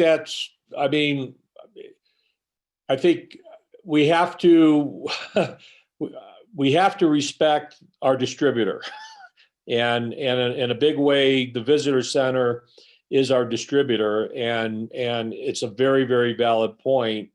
Here it is, but I'm mad at you because you don't have you're mad at me because I told you to put your mask on, and now you're mad at me because I'm handing you a book that you can't use, and all of that all of that's very, very relevant. So in business, if we are using distribution, I think we need to be cognizant of what's entailed for that to happen, and the labor hours that go into something like that to pass them out even. Again, they're very expensive to make, and we want to have them end up in the right hands. And because Jan, you're right, it's a very nice book. We want to make sure they get used. It's not just a map on a stand for people to grab and say, oh, no, not for me, and then they toss it. Kevin? How about a banner or two that says coming soon, coming, such and such date, just for an awareness? Because to Jan's point, it's a big captive audience that's already sort of bought in. And so it would be a great opportunity to at least let them know that they're coming. If we could decide on a date, deliver on that date, awareness would go a long way. Okay, well, again, I don't think we have to make a decision at the moment, and maybe it's more a matter of I think what we're going to have to do after this meeting is, and maybe it's a subcommittee that'll focus on working with Carolyn to get the passport moving as the bids come in and everything. And of course, Jan, if you're not on that subcommittee, based upon your opinion, we're going to want to make sure you're involved with vetting this out and continuing to have a voice in that. So, Oh, I'm glad to be on that subcommittee. well, yeah, we could have a second subcommittee of for the passport book. Maybe that's the easiest approach to take. And again, I just want to make sure we're getting all the things done that need to get done in the time frame to get it produced when we want it produced. So, Amanda, you have it. You look So like the you're decision thinking. on when, No, I'm good. Go ahead, Carolyn. so the decision on when it's effective needs to be made really soon because that goes to the printer. Also, how the whole system's, how it's going to work, what you do with it when we got to decide how many stamps you need in order to be in the drawing for the prize. We need to decide what the prize is. We need to decide what somebody does to prove that they should be in the drawing for the prize, because all that has to be on page 1 of the passport. So that's part of the layout. I mean, that's Okay, something we well, can let take me offline with the subcommittee you're talking about, but- let me stop you there. So we talked about the fact, and good to know, we'll have to come up with when the passport becomes effective and in short order. Regarding getting how many stamps needed to be entered into the grand prize drawing, what's everyone's opinion on that? I don't even, what is the grand prize? We don't know. Right, you need that too. I mean, that's honestly, this comes into a conversation about money because prizes cost money. And So will the prize determine how many stamps you need, or do we want to just bite off the things we can bite off? I mean, yeah, there's a big difference between like Jan and I going in on some jerky and a fillet for filling up your passport, or something that is like bigger. And I mean, if you guys haven't seen the Idaho Springs scavenger hunt, maybe Cass could say what it is. I think it's $1,000 is the Idaho Springs scavenger hunt. Have you guys seen this? The thing that they're doing? I can't remember how many but basically it's like, it's a scavenger hunt, and you go to there's different businesses, and when you go to all the different businesses, you get entered into a drawing for, I think, $1,000. I mean, what would it be? Can we do like a cool package where you do get like something from, and I'm going to use the jerky shop again, and you get like a tour at the Hotel de Paris, and you get dinner at Cooper's, and you get a free night stay at one of the hotels, and we could make it like a nice package, and that would be something we could get more tangibly. Or do we appeal to town for dinero, which may or may not be possible? Okay, I have a comment on that. If somebody has already been to the jerky store and been to Cooper's, do they want that as their prize? I think money fits everyone, if money's always the right size. I really like the jerky store. Thanks, Amanda. But you see my point? It's like, yeah, Absolutely. I went to the jerky store and got my stamp, and now, it needs to be something, I think, different. And, because if they've gone to all those locations, it's a rhetorical question. I can be talked out of this, but it just doesn't seem like, I stayed at a B&B, and so then I want a B&B stay. I don't know. Well, I'll weigh in, and in a way, we have to also be a little selfish, and not that I would encourage us to ask the merchants to participate in a grand prize, but it's almost like, man, you did a great job. You ran around town, and you met the minimum requirement for all the stamps. You're in the drawing. We do the drawing. You win the drawing. It's someone that loves Georgetown, right? So someone that's going to make the effort to get all those pages stamped, or as many as we require. Those people love Georgetown, and so I'm just thinking out loud to do something special with kind of a collage of merchants might not, I would think it might be a good idea. And it's easy. Now, on the other hand, you know, cold hard cash speaks loudly, you know, having, refunding the value of what they just spent, or doing something like, who knows? I mean, there's a lot of ways to, I guess. I hear what you're saying. So here's a suggestion. Since Hotel de Paris, we couldn't work this out because we're closed during this period.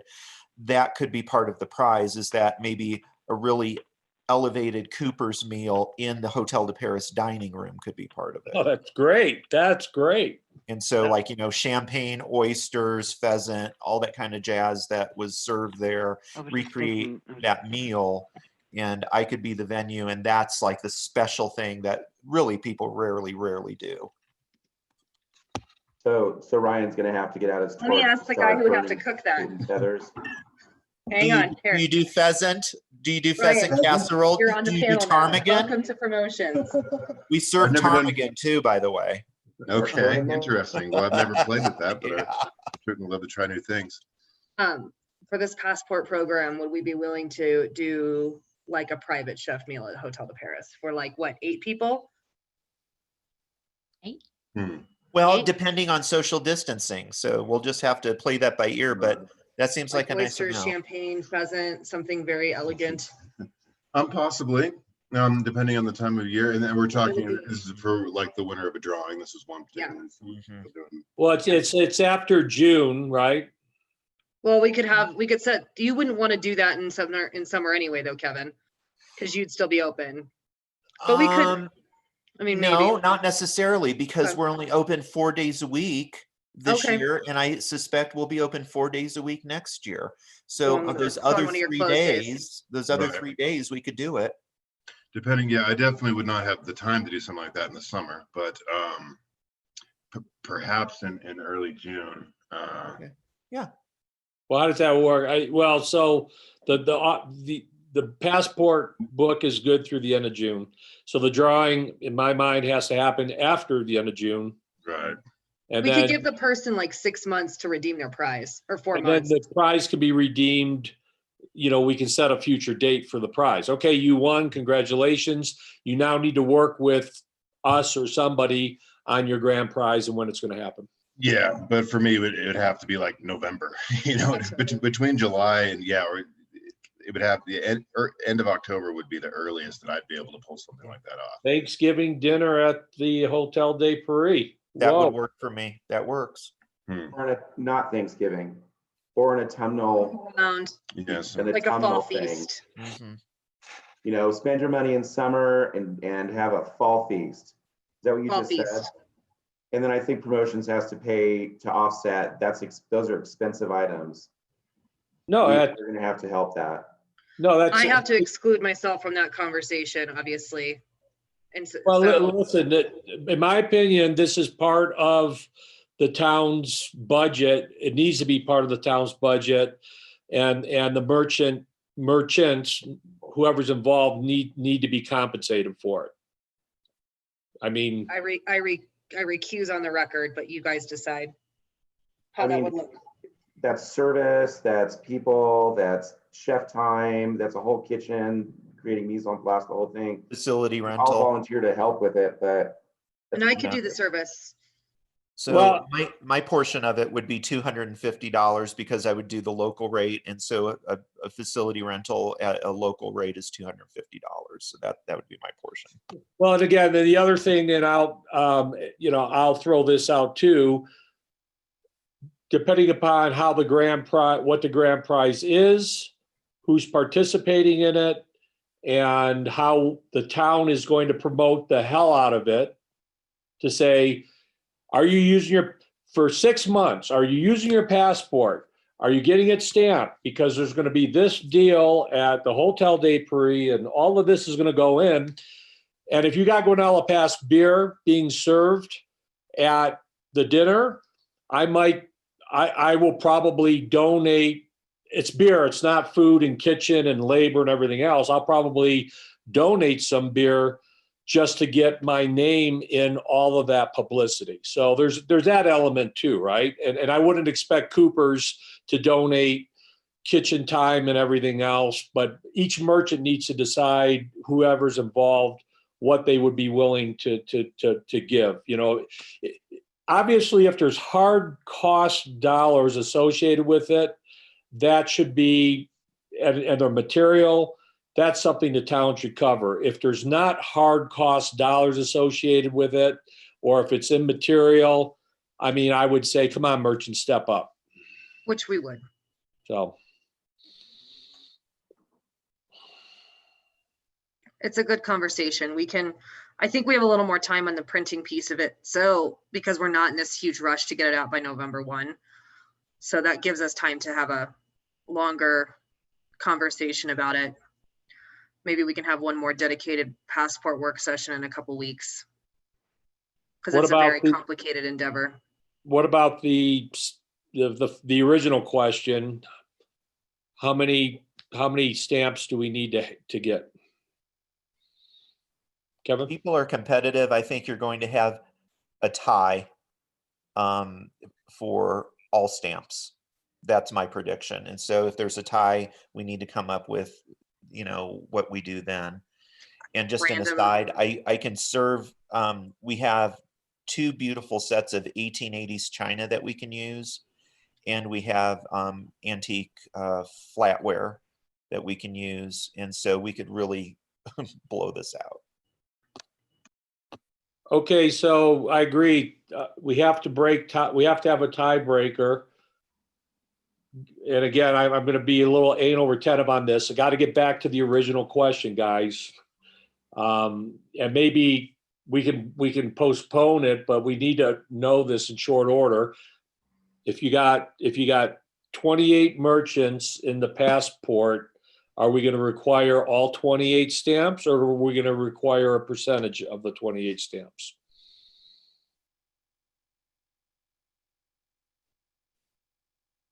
Amanda's got her finger up. She must be calculating. 80% would be 22.4 stamps. So 23 stamps makes you eligible. That's 80% of the businesses. Of 23 stamps that they would have to get, of the 28 merchants, assuming the new hotel is part of it, are those 23 stamps practical? You know, are the offers going to be very practical, or are people going to have to break their bank in order to? Because again, I don't know how much money they're going to have to spend at each merchant to get stamped. I don't know what the offers are, right? I mean, the majority of the offers are probably, like I did 15% off of food purchase, excluding happy hour. And I did not put a minimum purchase price on mine. I mean, like, Jan, what did you do? I did buy 2 bags of jerky, get 1 free. Okay. So, you know, I mean, what did you do, Steve? I forgot. What did I do, Carolyn?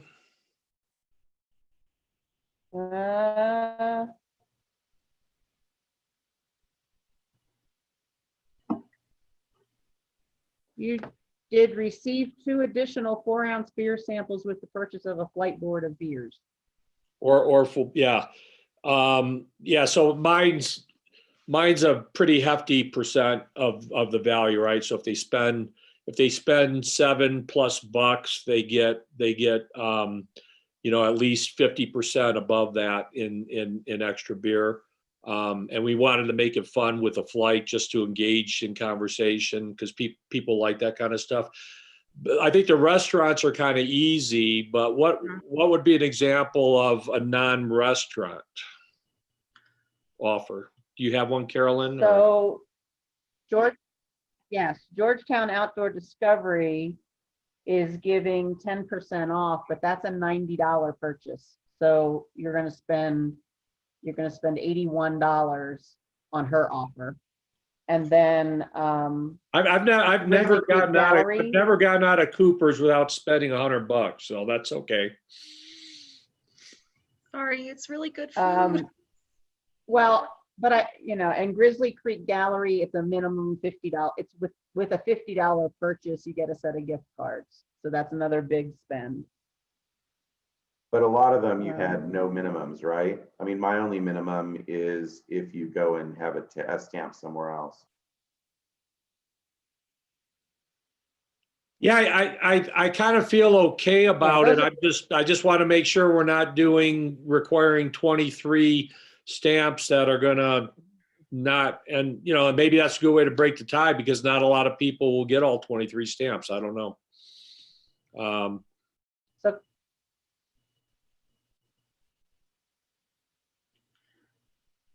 I just want to say a couple of things. No, I mean, we talked about a drawing, so there's no tie. If 13 people complete the book, 13 names go in the hat, it's a drawing. Right. So there's you don't have to worry about a tie. It's a drawing for the prize. My only other concern about the prize you're talking about, and it's probably not overly valid, but I want to raise it. If I come up from Dallas, Texas, and I spend the week because I'm skiing Loveland and A Basin, and I somehow during the week complete the book and turn it in, and you offer me this dinner at the Hotel de Paris, am I coming up from Dallas for that? So I'm just, you're offering this to tourists. I'm just throwing it out there. That's gotta be a corner case.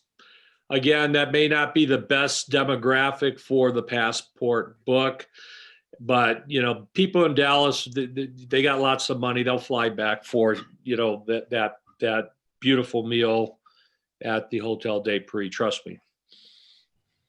It is what it is. So, I think the goal here is repeat business in Georgetown. Keep coming to Georgetown. So if you live in Dallas, you're probably not going to keep flying back to Georgetown to visit another merchant. We could consider, if they didn't want to redeem the prize, we could consider taking the cash value of their prize, which would be a pretty arbitrary number. We'll say I'm going to say $500 as an example, and donating it to a local charity in their name. If they're like, well, wait, we're not going to come back for that. And we can say, okay, well, we'll take the equivalent of what this would have cost Georgetown, and we'll donate it to Loaves and Fishes. I'm just using that as an example, or Charlie's Place. For me, if I were a Texan and I came out here and got a coupon book to get discounts while I was here, and I didn't feel like flying back, firstly, no one gets to go to the hotel and eat that food and do that. It never happens. But so I would fly back, but I wouldn't care. I just say give it to the next person, because really my value is the coupon book, and I knew that. I was flying out of town. It's really, to me, this is a Front Range or the Dallas guy who has a house in Vail that comes out all the time anyway. Yeah. I mean, it's a valid point. That is a valid point. Okay, so then the other question is, what do they do with the book when they get that minimum number of stamps, when they get their 23 stamps? I mean, how do they get in the drawing? They turn it in at their hotel or the visitor center. Yeah, or mail it to us, That's whatever. what we're gonna say. I would feel more comfortable with instructing them to mail it to town hall and making sure that we don't lose it and we have it. And, again, I wouldn't want it to get lost in the shuffle. All right, and then one other question that came up in the RFP, how important is numbering the passports? How important is it to know who has number 37? Why do you ask? What's the overall purpose of that? Because it's going to add a cost to have them numbered. How much? I don't know yet. But So let's have them have them tell us how much the cost is with it and without it, but there's a reason to have it. We've already talked about that. Do we want to repeat the reason?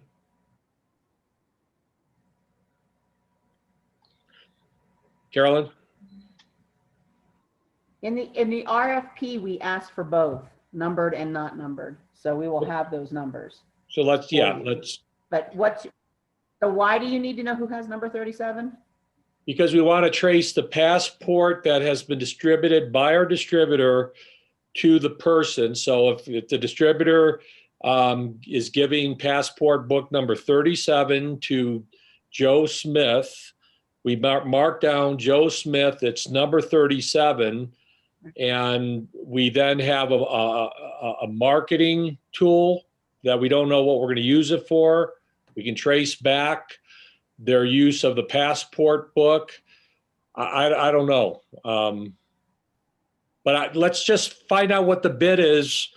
And if it's $1,000 more to do numbering, I'll guarantee you we're gonna probably think numbering isn't necessary. If it's a marginal cost, there will be value to tying the specific number of the passport book to the specific user. For example, we can keep talking and talking, but what happens in April when we want to juice up something? Let's say we want to juice up the use of the passport book and the frequency. So we're going to online blast and email blast these people to say, if you haven't gotten your stamp or this or that, we will, we've got this extra bonus special offer or something like that. Or if your passport book holder number 85, I don't know. I mean, do you want to,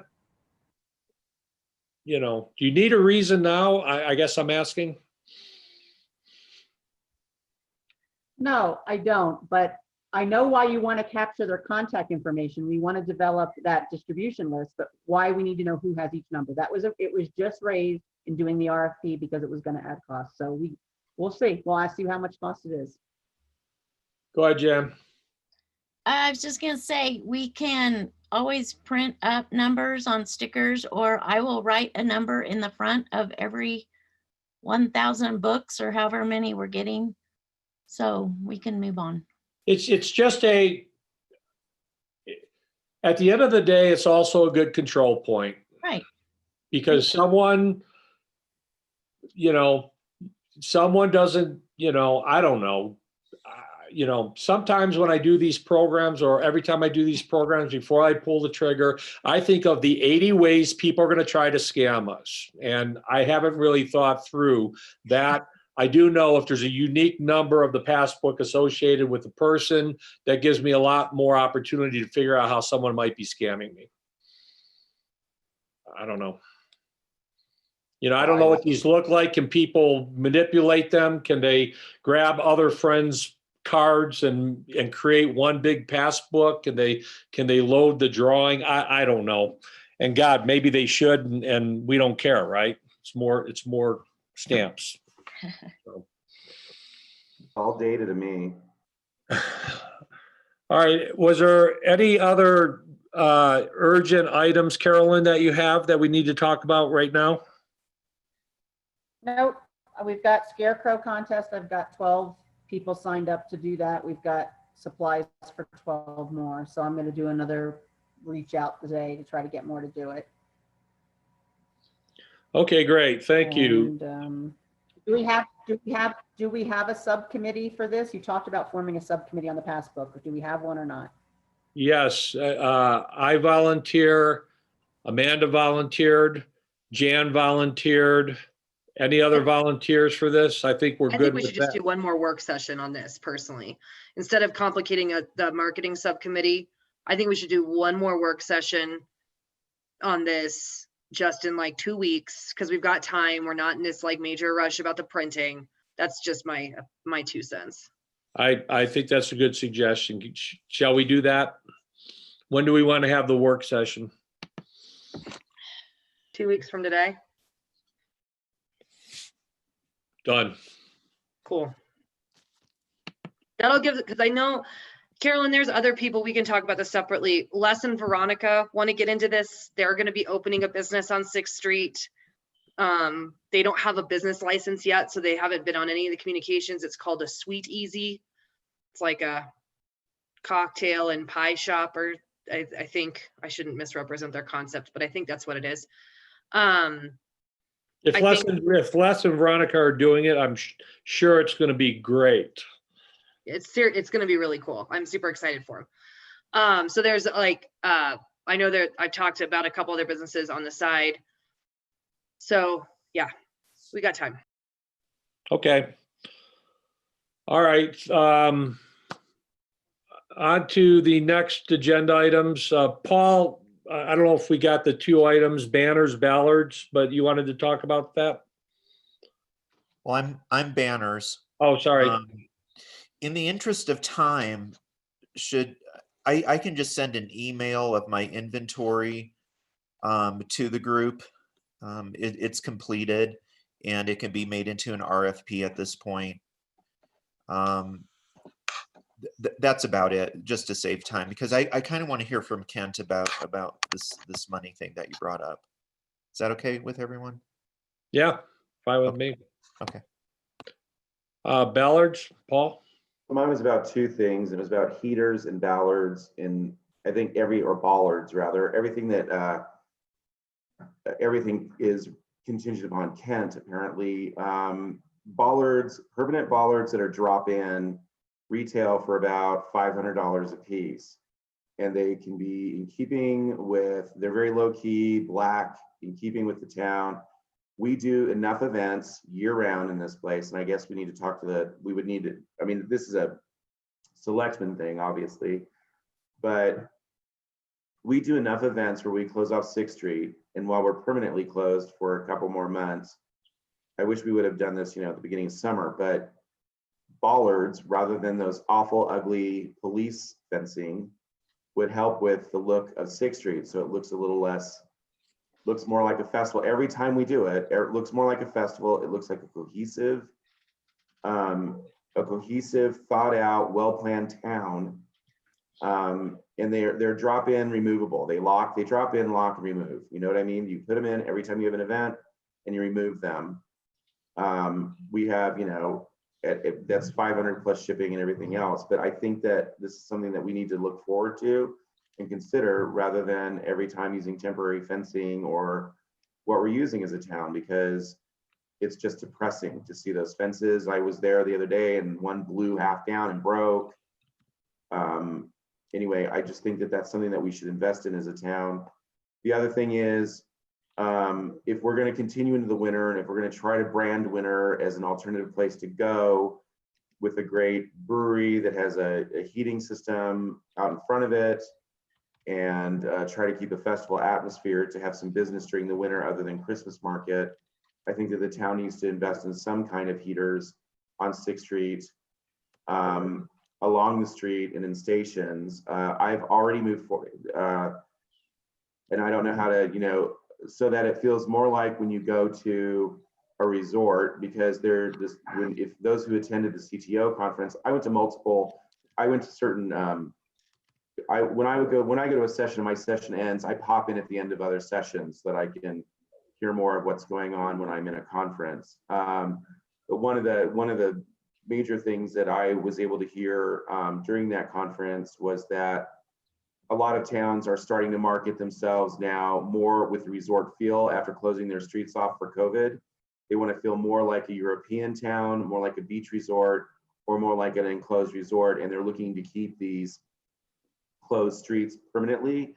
I'm not proposing that that's what we're doing, but I'm proposing that while we're open for that, we have that atmosphere, and that and when you go to places like Telluride or other resort towns, they do have warming station areas. If you have them distributed well enough, they don't have to become the COVID draw, non-social distancing draw that you would have if you had several benches around a fireplace. So I'm proposing that we look into that and propose that and say that this is something we want with on 6th Street during the winter. We are putting in, so we have for Mountain Jams with the extra $7,500 with the promotions extra committee commitment, the Heritage Center, and the extra commitment from the library. We have a couple $1,000s left, and in order to have a concert on Sunday, the discussion was having heaters for the music venues. And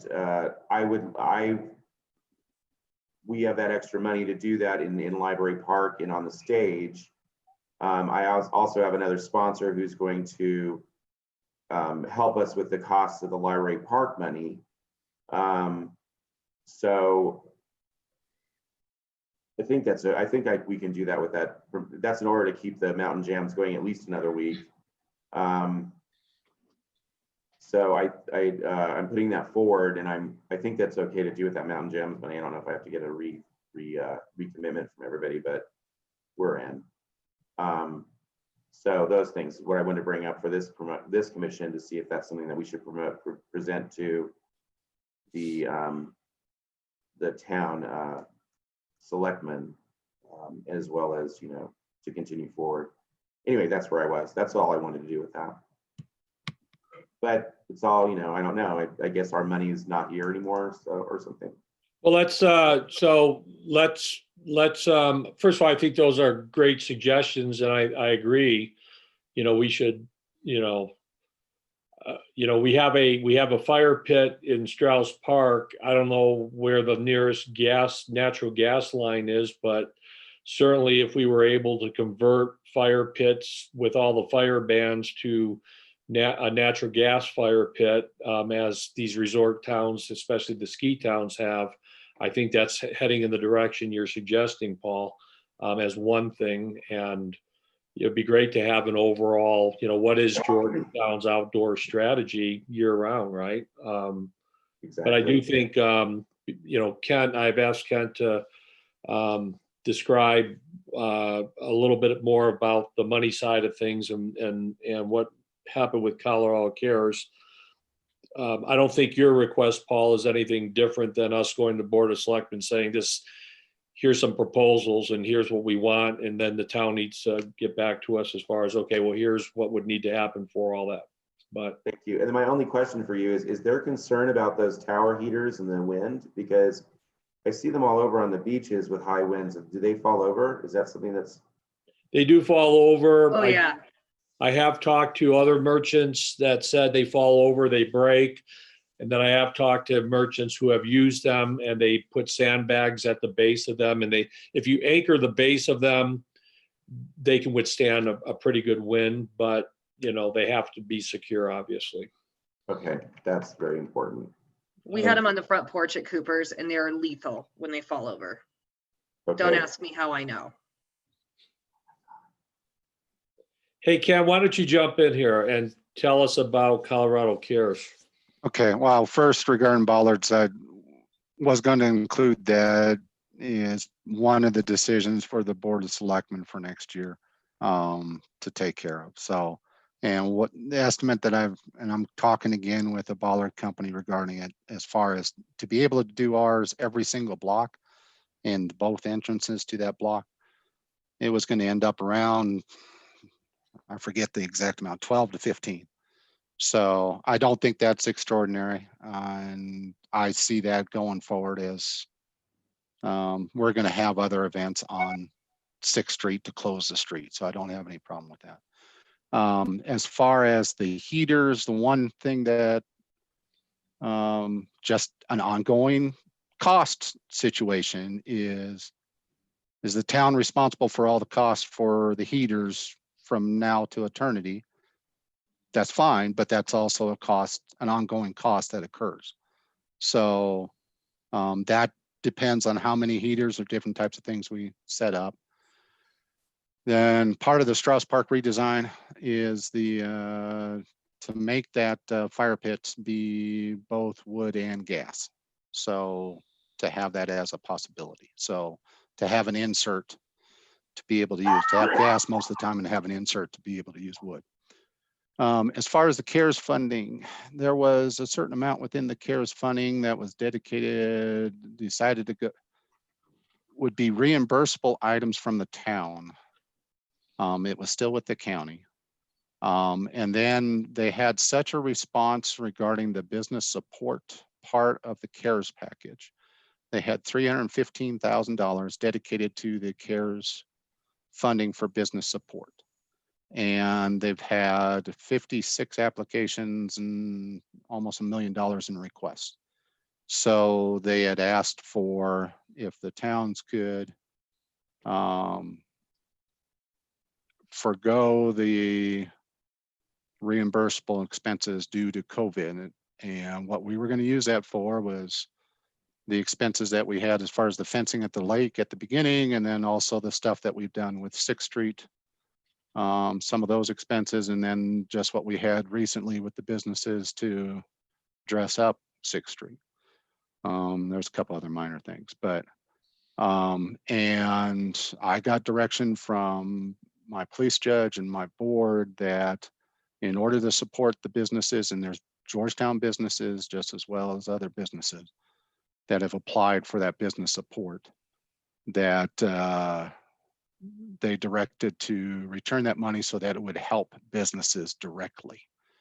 The funding that was returned is just the town expenses that were directed towards COVID expenses or towards the stuff that we did down in 6th Street that could be relatable to that. So that's the direction I received, and that's what we told the county. So it's still helping businesses within Georgetown.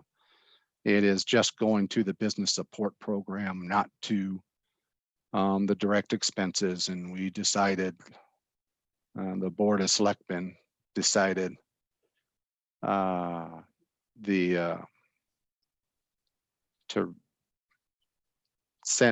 not have those expenses be part of the direct expenses to the town. So, or that the town can take care of those expenses. And that was the direction I received. So that's what we're doing. So was promotions budget charged for any of the stuff for closing the street? a couple of the items, they were, yes. But I don't have that directly off the top of my head. I got $3 million worth of budget items. I don't remember every single item where it went. For sure.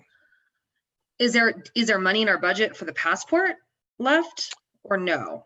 I thought there was, yeah. I mean, I would love to see our budget where we are right now. I would love to Okay. start seeing that at our meetings, frankly.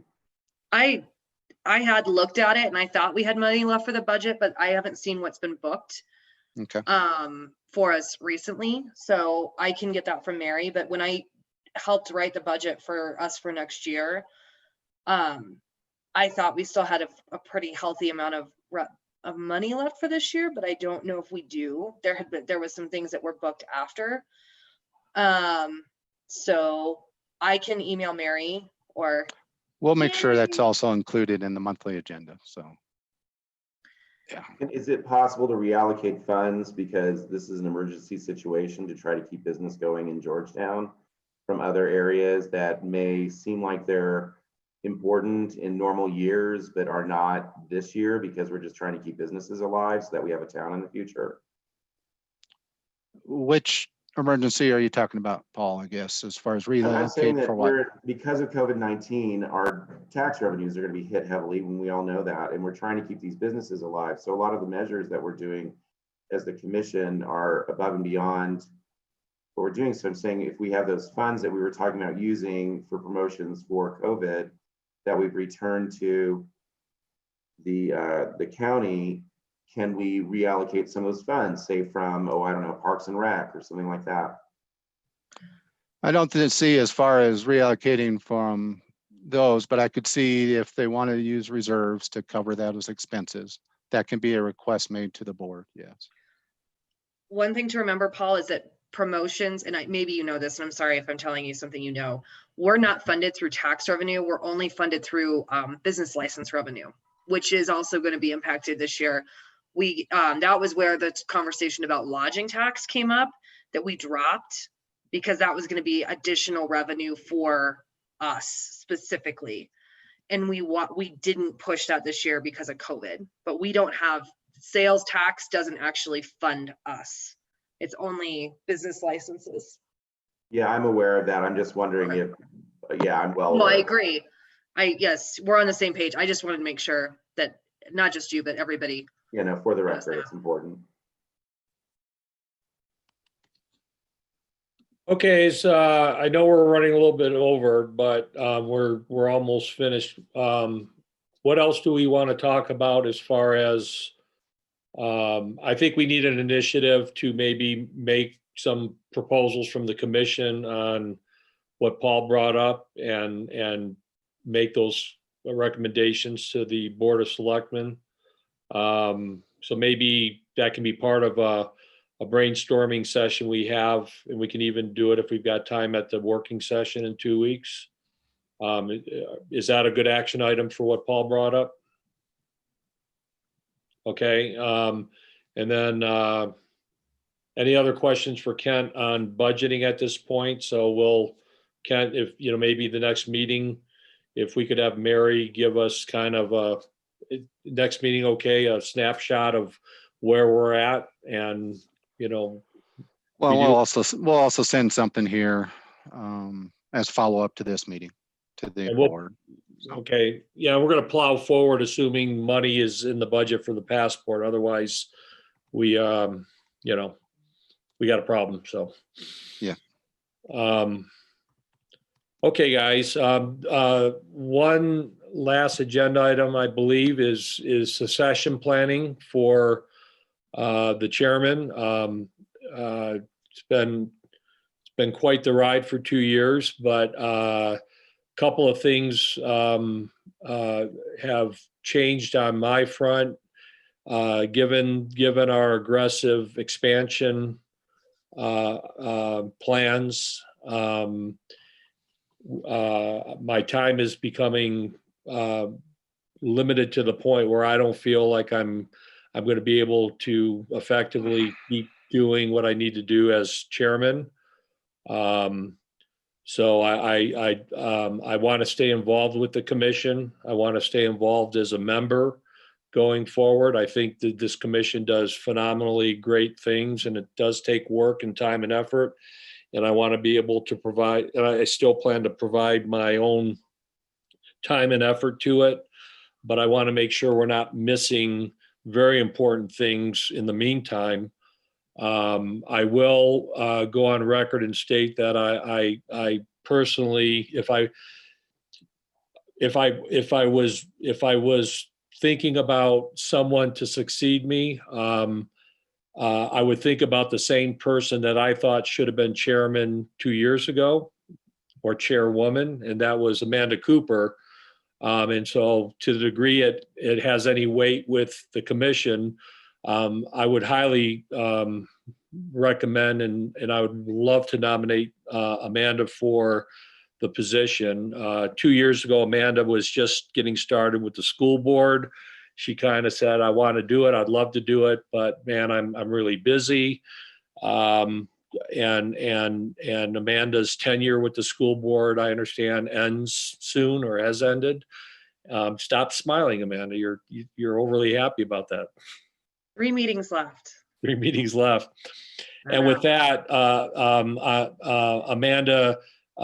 does have now the bandwidth to commit to something as important as the Promotions Commission at a leadership level. So I'll let Amanda drive her own nomination going forward if that's what she wants to do. But I certainly think that we would be in great hands for the next term. Amanda has taken the ball on budgeting to the degree she can with working with Mary.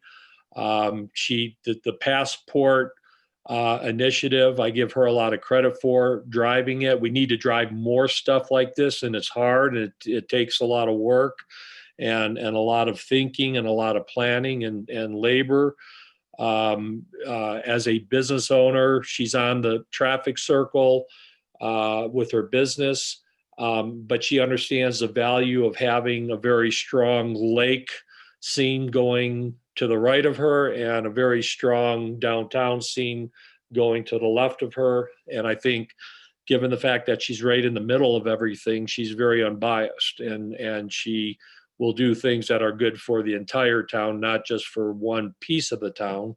So anyway, I don't think there's an action item here at this stage. I just wanted to let you know that, I'll finish my term unless someone wants me to shorten it. And I do plan on nominating someone for the Supreme Court. It's in my right. I'm the chairman until the end of the year, and I will exercise that privilege. I'm just joking, guys. Come on. Kat, go ahead. Very good nomination speech, Chair, but beyond that, also the Board of Selectmen representative to this board, John Jennings, he can't fulfill his duties anymore, so he's going to ask to switch out with another Board of Selectmen member, just to let you all know. So he's just not able to make these meetings now. Most of his works is over in Summit, so he's having a problem with that. So just to let you know. Okay, thanks. Yeah, I was wondering, I also think we have a little bit of cleanup to do. We have had some very absent commission members, and I think we probably should take the opportunity to reach out to any individuals that haven't been participating and suggest they officially resign from the commission so that we can make sure we free up positions for people that want to be involved and work hard for the commission and not taking away anything anybody has done in the past, but we've got a lot of work to do. So that probably is something we should talk about once we, before the end of the year too. So any other comments on this stuff, guys? Thank you. That was really nice. Buy me a glass of wine now. Oh God, I'm going to jail. Sorry, I'm not trying to bribe you. I'll make the posters. What's that? I'll make the posters, and I'll make a yard sign too. How do we do it? Anybody else have any comments? All right, guys. Well, with that, approval of the minutes from last meeting, please. I make a motion to approve the minutes from the last meeting, which I the second that. date of was September 2nd minutes. I second that. All in favor? Aye. Aye. All right, guys. Thank you so much for your time. Sorry we ran over, and hopefully see you in 2 weeks at the working session, if not sooner. Thanks. Thank you.